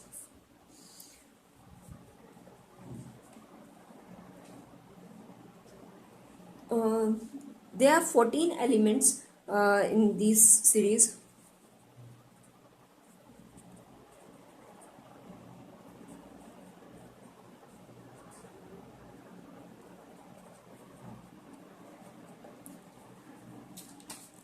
Now, characteristics of lanthanides.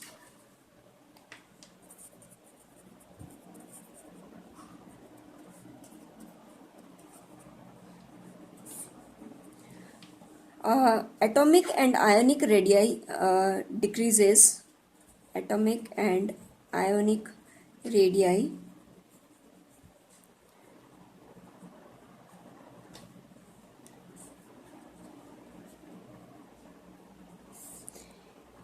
it decreases when we go from lanthanum to lutetium.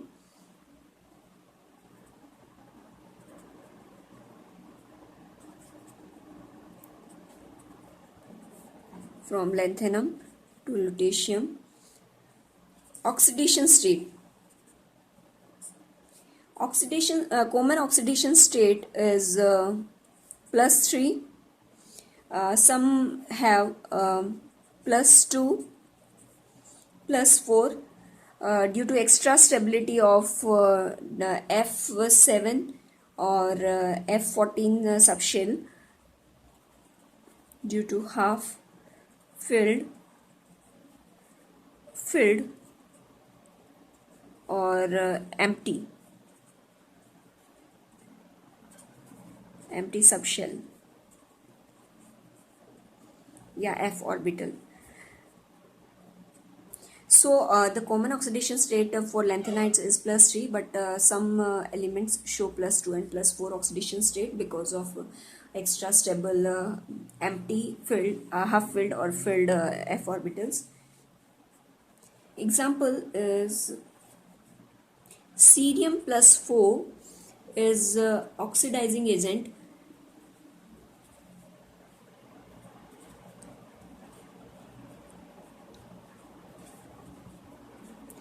And it reduced to cerium +3.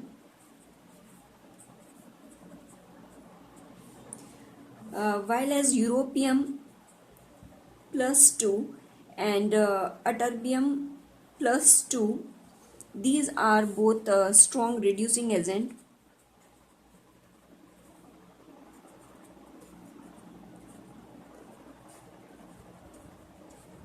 And it oxidizes to europium +3 and ytterbium +3. So some are oxidizing agent and some are reducing agent. Now, action of air on lanthanides.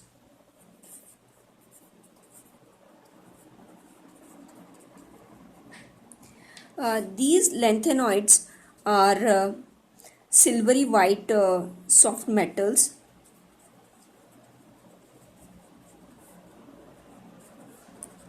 Silvery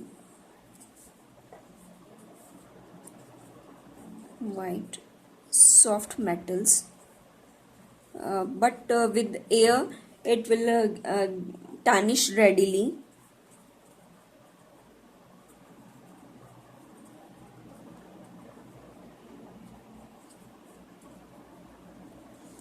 In moist air,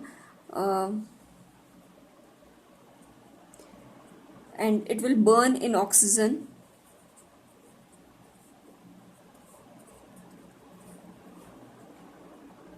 To form oxides. Oxides will be of Ln2O3 type. Ln is lanthanoid elements of lanthanoid.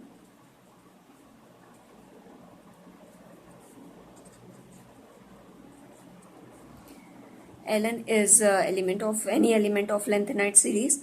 So in presence of oxygen, it will form oxides of Ln2O3 type.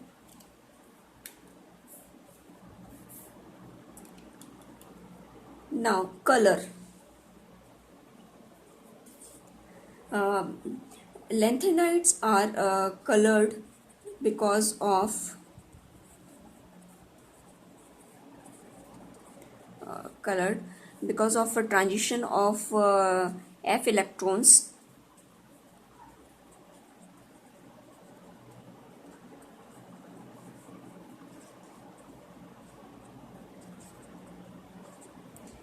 that is ff transition. These will show color of f electrons, that is unpaired electrons. Unpaired electrons will show ff transition, and hence the colors of lanthanides. Lanthanum plus 3 and lutetium plus 3 are colorless because there is no electron in these elements, no f electrons. In lanthanum plus 3 it is 4f0, and in lutetium it is 4f14. So no paired electrons are there, unpaired electrons are there, so they will not show any color, else all the lanthanides will show color. The next property is magnetic property.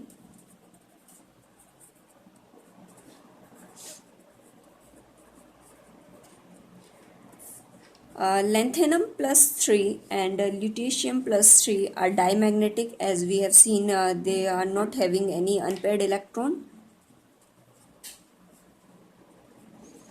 while other all trivalent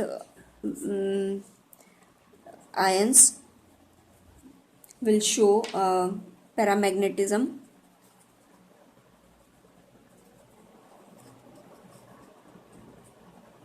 All lanthanide ions, trivalent lanthanide ions will be paramagnetic because they will be having unpaired electrons there, f orbital. Next is reducing agent.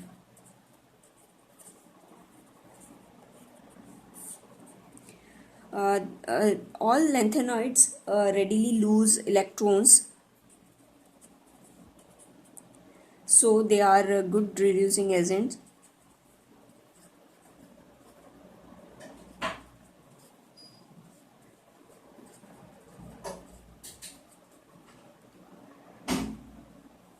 The next is electropositive character.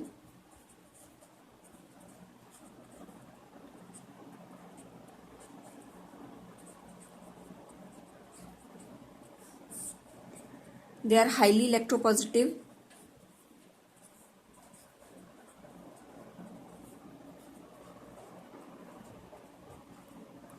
Because of low transition energy.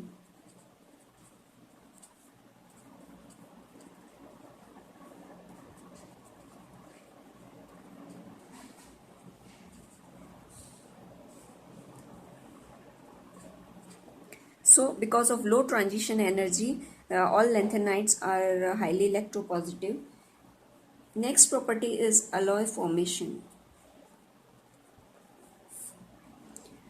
They form alloys very easily with other metals.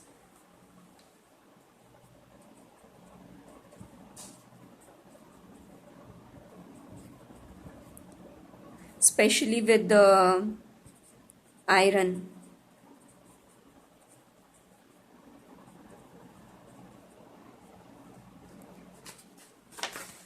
The next property of lanthanides is tendency to form complexes, complex formation.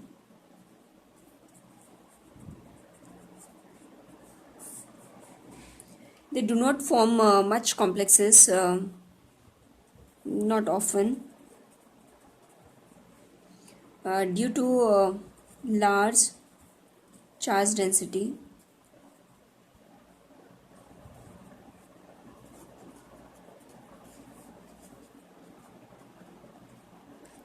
Because of their large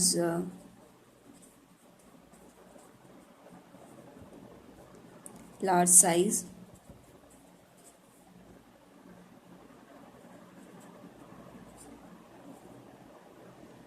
tendency to form their sorry not they do not form very often complexes because of low charge density and of their and low charge density. It is because of their large size and the tendency to form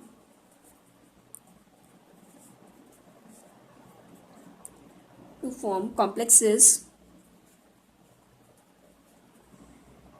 and their stability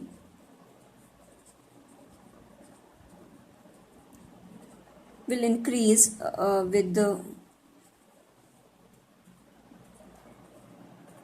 with atomic number, is with increase of atomic number.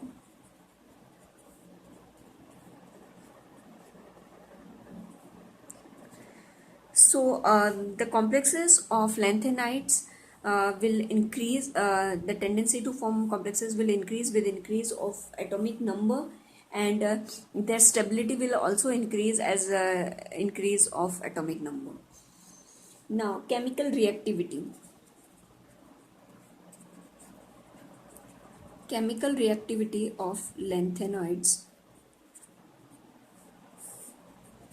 Lanthanides react with carbon at a very high temperature and it will form lanthanide carbides.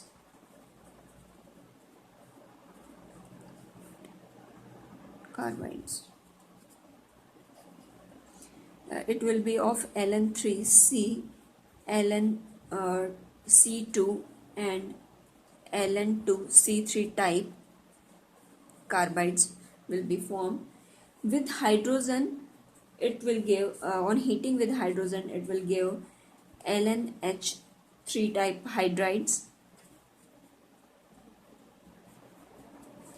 and with oxygen, it will give oxides. Oxides will be Ln2O3 type, and with the nitrogen, on heating with nitrogen, it will give nitrides,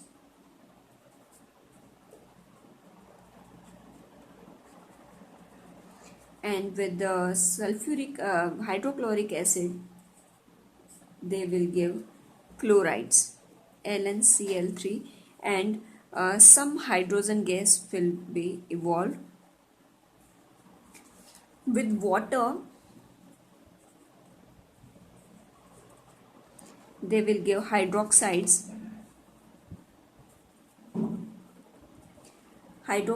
and here again hydrogen gas will be removed, here will be evolved. And with sulfides, they will give sulfides. Sulfides will be of Ln2S3 type,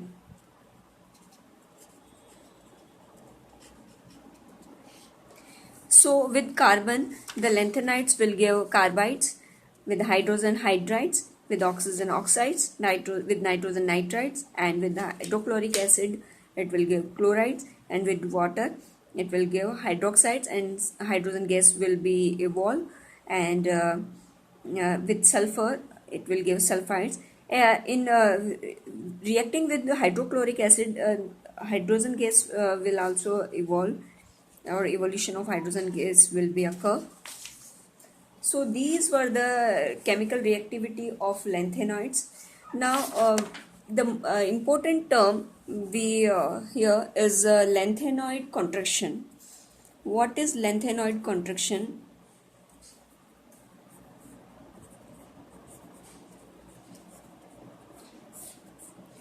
The steady decrease of size, the steady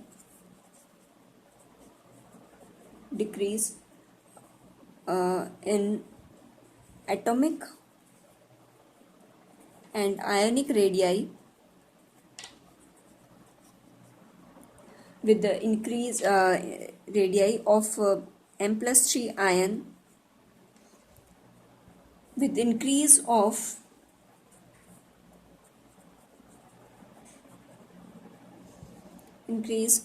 in atomic number from lanthanum to lutetium is called lanthanide contraction.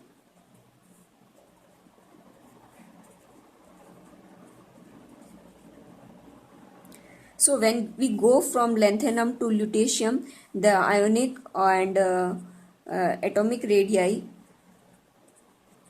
will decrease.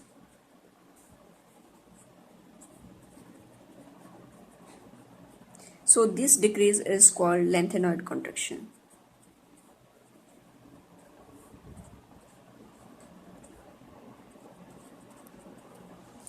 The reason behind lanthanide contraction is addition of new electron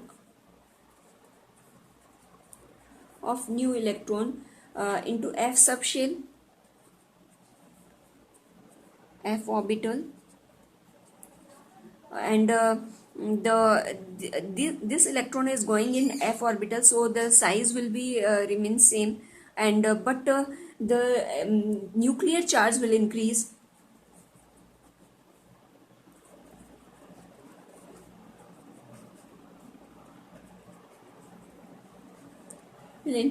And the shielding effect of f electrons, shielding effect of inner f of the inner electrons to one another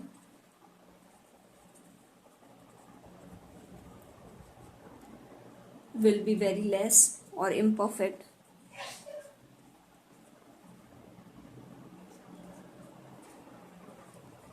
So the overall effect of nuclear charge will increase, and hence the size will decrease. So addition of new electron into f orbital and imperfect shielding effect of one electron by another in the f orbital.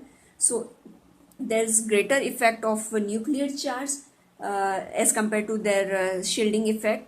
So the size of lanthanide will be decreased, and this will be called lanthanide contraction. And one more thing is there, the shape of f orbital is diffused. So the shielding effect will be very less.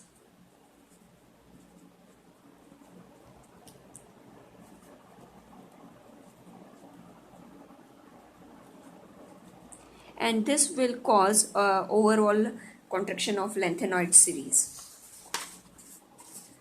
The effect of lanthanide series will be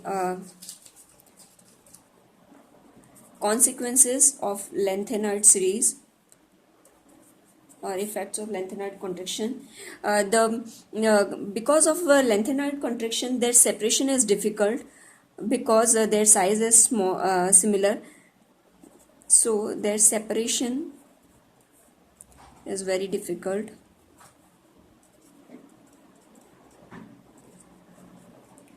Because of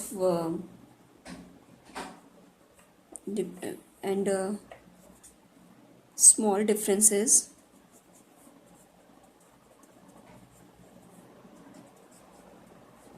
in properties.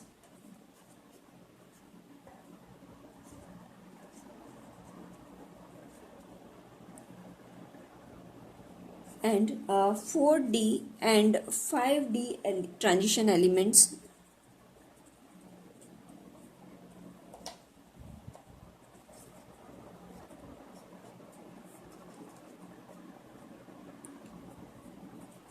almost same atomic radii.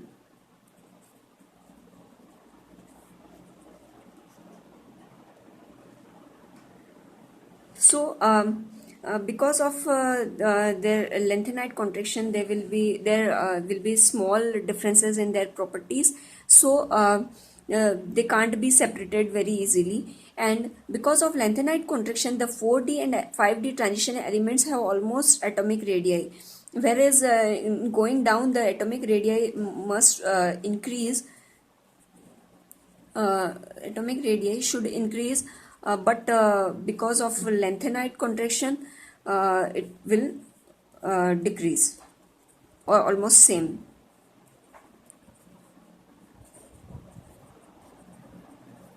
It will be same.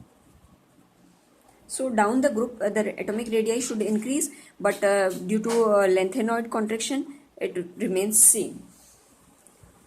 And one example is there, zirconium and hafnium have similar properties because of their similar size.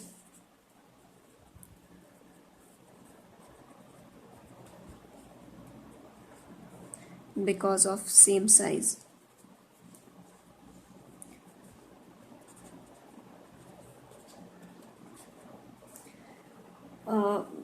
Basic character, the next one is basic character.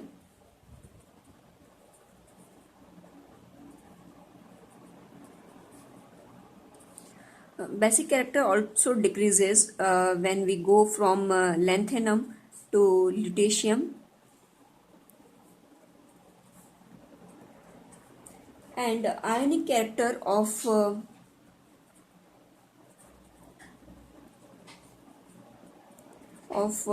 hydroxides will also decrease when we go from lanthanum to lutetium. It decreases. And covalent character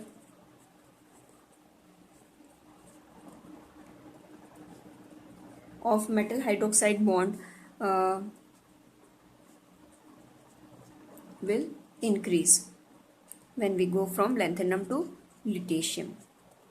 So these are the consequences of lanthanoid contractions. Now uses of lanthanoid elements, lanthanoids. Lanthanoids are used in making a mesh metal.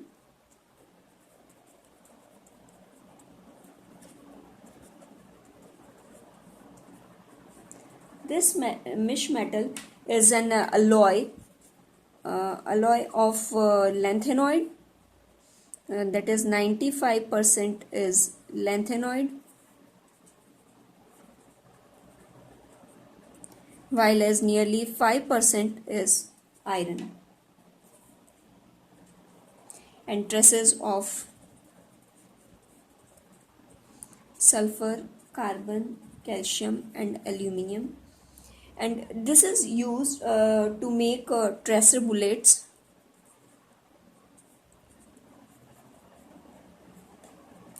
shells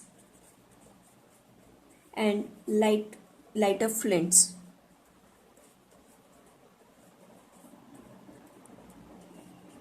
So this mesh metal is used in making tracer bullets, shells and lighter flints. Now the next f orbital elements are actinoids.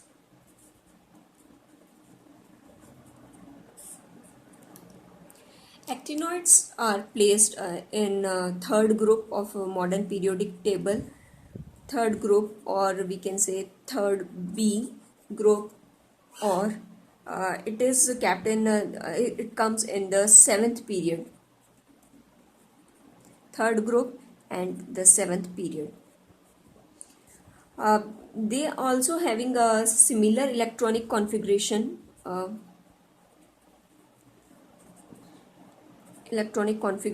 and similar chemical properties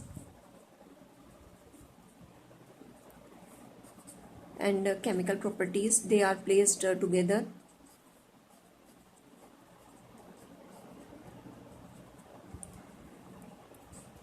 Placed together or allotted single place.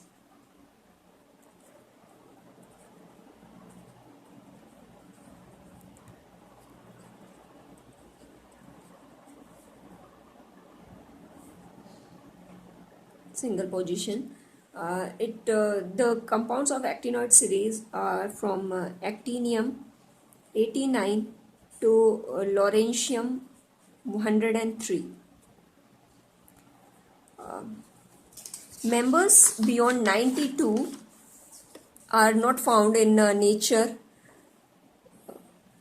beyond 92, that is Z beyond 92, that is from uranium. They are prepared artificially prepared. So these elements are called synthetic elements. So synthetic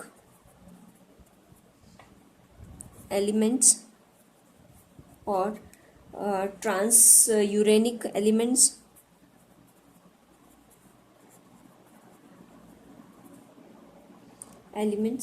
or uranides. So after 92, all the elements are called synthetic elements or transuranic elements or uranoids. From neptunium to lawrencium,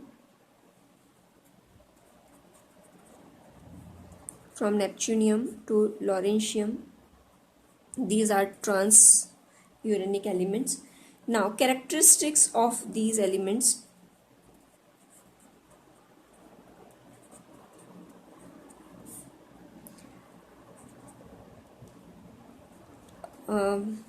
The electrons will go in 5f orbitals, or these will be called 5f series. So the electronic configuration will be same as lanthanoids. The characteristics are: first, ionic radii. Ionic radii decreases when we go from actinium to lawrencium.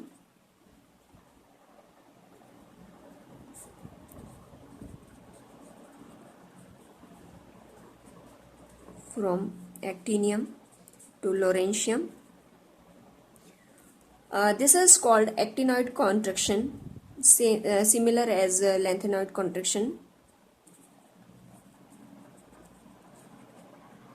And this actinoid contraction is very greater because of as compared to lanthanoid contraction.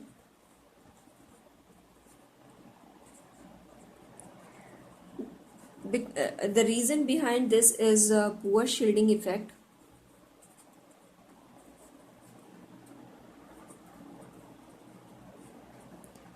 Of 5 F electrons and the greater charge density, low charge density, more nuclear charge. So the actinoid contraction, the effect of actinoid contraction is very greater as compared to lanthanoid contraction. Now the next characteristic is oxidation state.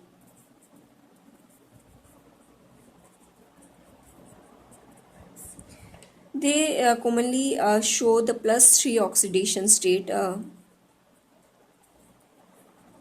but in thorium it is +4, in palladium it is +5, and in uranium it is +6, and in neptunium it is +7. So oxidation for thorium is +4, for Pa is this is 5, for uranium +6, and neptunium it is +7 oxidation states. They show a large number of oxidation state because of a small energy gap.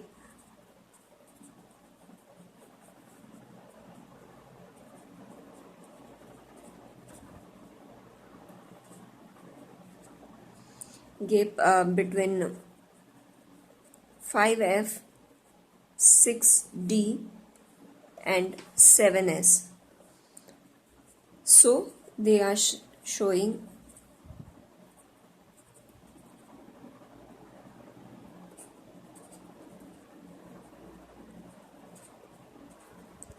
different oxidation state. So because of small energy gap between 5F, 6D and 7S, the actinide series are showing different oxidation states. For thorium it is +4, proactinium it is +5, for uranium +6, and neptunium it is +7. Now action of air, alkalis and acids. Action of air. Like as lanthanoid series, they are also silvery white metal.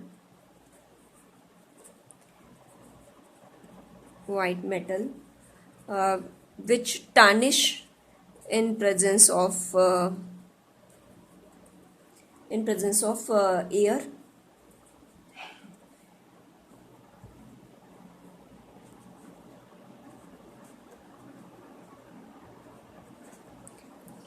And forming oxide coating.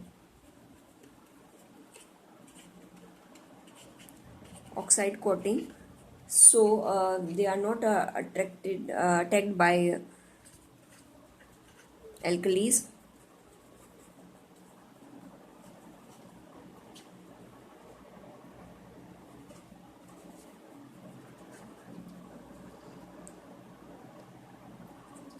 And less reactive towards acid.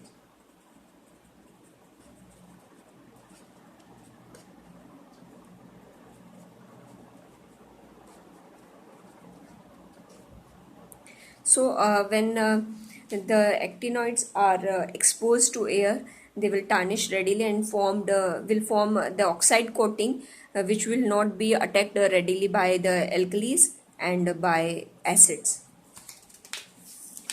Now the next is colored ions. Color of actinoid ions. It is because of FF transition of unpaired electrons.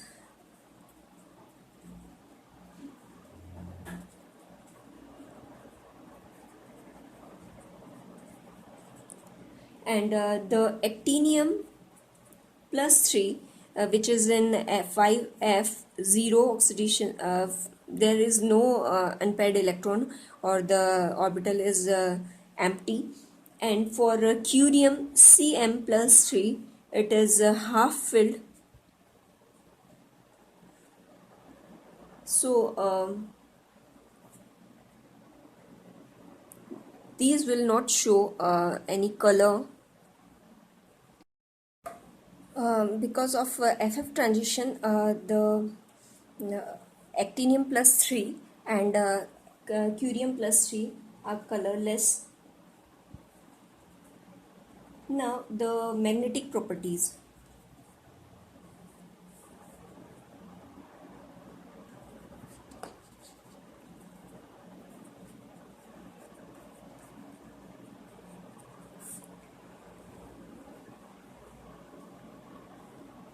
These are strongly paramagnetic.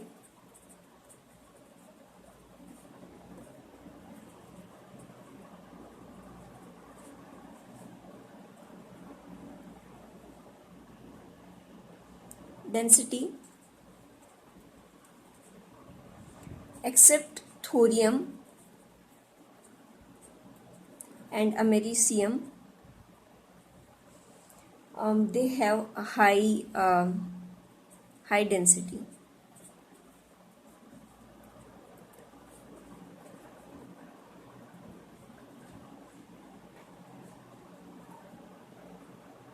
Here one more is thorium +4, that is 5F0 is also colorless.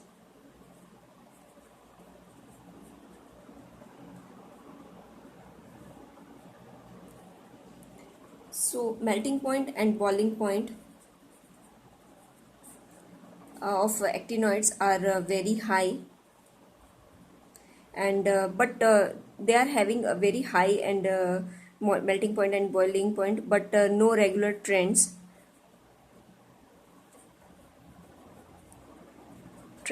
of increase or decrease with the atomic number.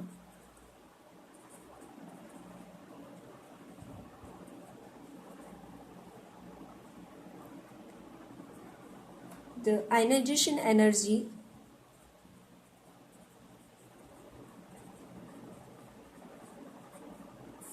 is also very low.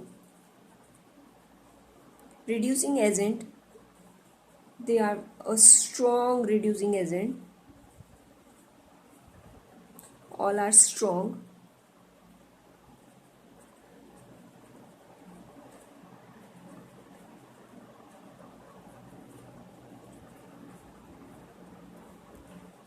Electropositive character,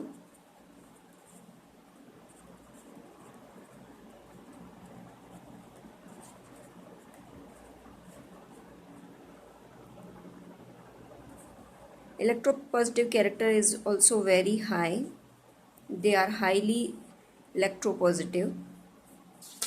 So these were the characteristics of lanthanoids. Now the uses of actinoids.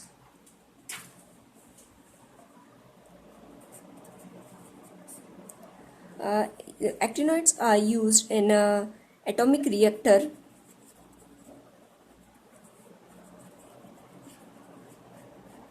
and in treatment of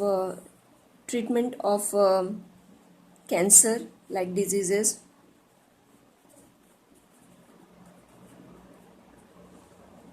Uranium and plutonium are used as a fuel.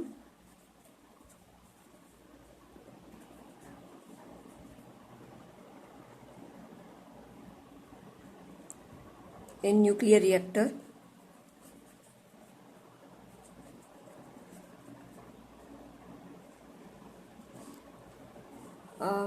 The differences between lanthanoids and actinoids and actinoids.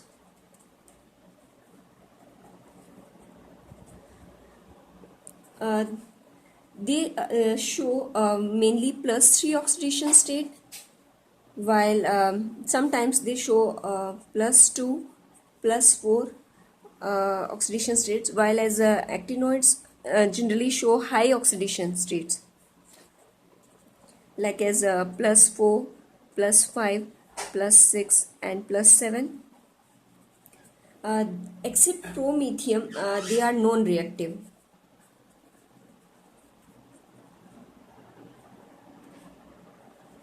Is radioactive, while other no.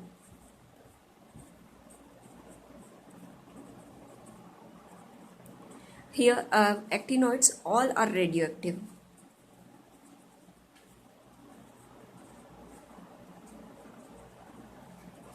In lanthanoids, they do not form oxocations.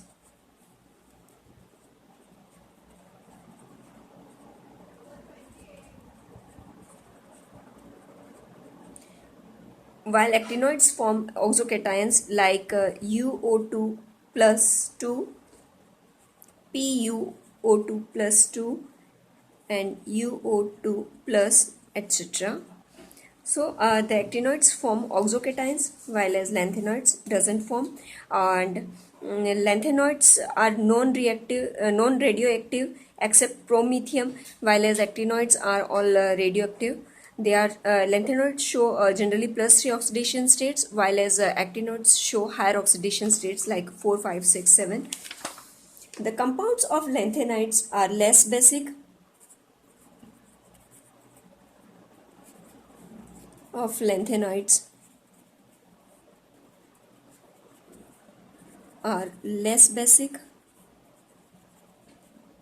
while as uh, uh, compounds of actinoids are more basic. They have a less tendency to form complexes.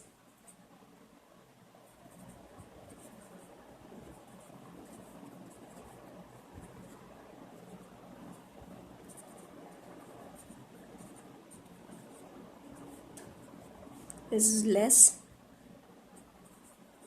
and these have greater tendency to make complexes. Lanthanoids have 4f electrons have greater shielding effect,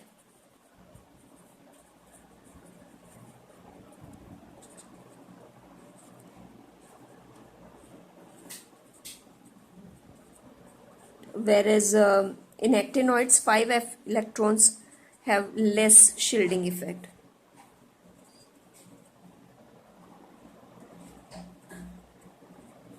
So we can see the more contraction of actinoid series as compared to lanthanoid series. Now the similarities of lanthanoids and actinoids.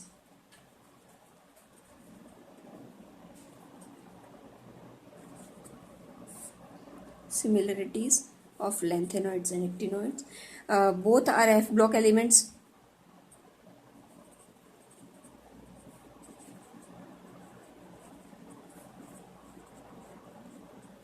Their electronic configuration for higher atomic number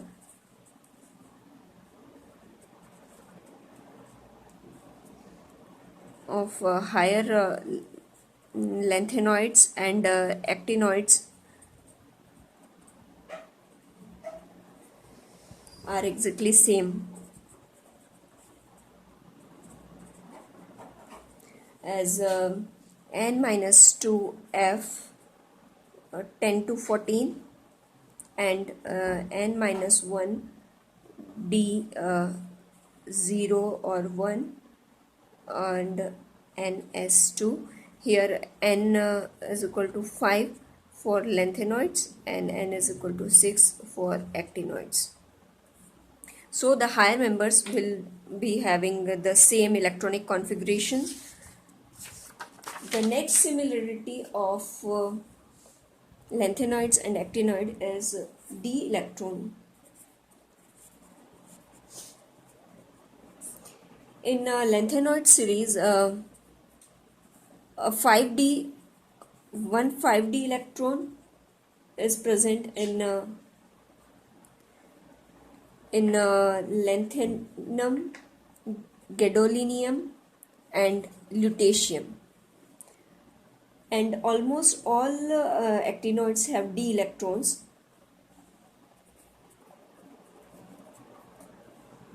Most all actinoids have d electrons up to neptunium. So there's in both d electrons are there extra stable electronic configuration. Next similarity is extra stable electronic configuration.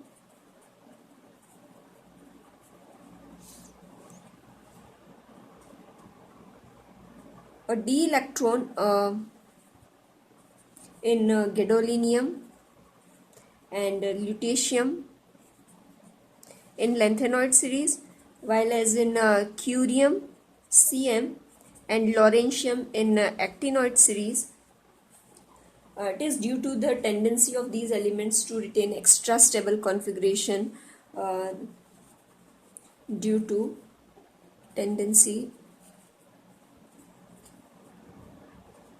of these elements to retain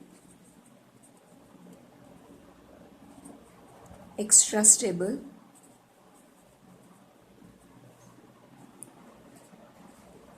configuration, that is F7 and F14. So there is extra d electron in gadolinium and lutetium and for lanthanoid series, and for curium and lawrencium in actinoid series.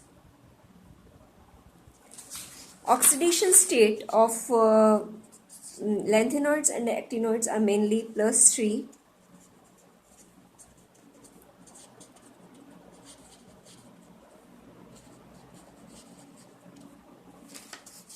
Actinoids show higher oxidation states also, but the main oxidation state is +3.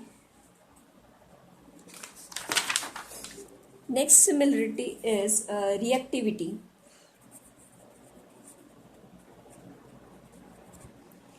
Both are highly electropositive.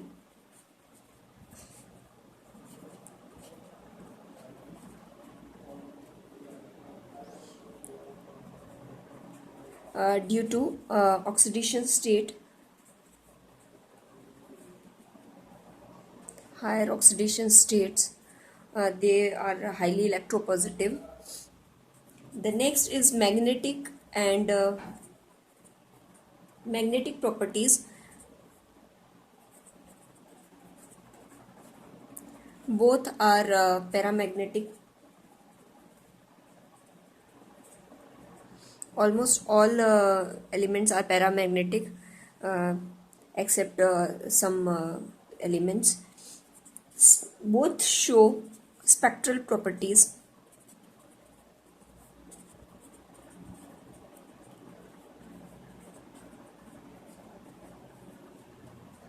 Both lanthanides and actinides show spectral properties. Contraction in atomic size and ionic size. Contraction of atomic size and ionic size increases in the series.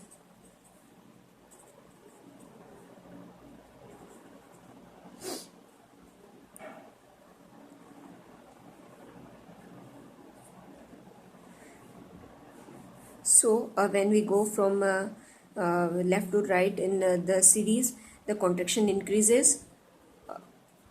The next one is colors of cations.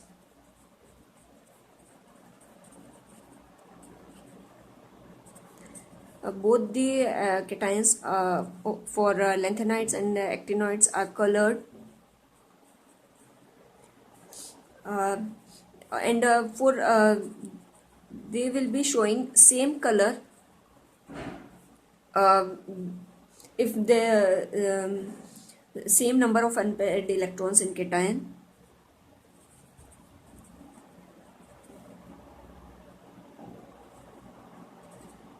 Same number of unpaired electrons in cation. If the cations are having same unpaired number of electrons, then the color of those cations will be same. The last one is solubility. Solubility of nitrates, sulfates, perchlorates,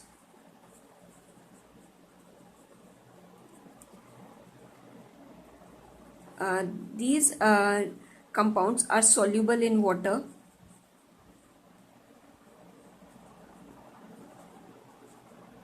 while as hydroxides of lanthanides and actinoids, carbonates and fluorides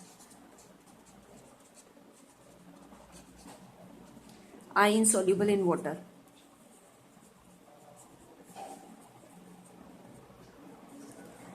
So these are the similarities of actinoids and lanthanoids.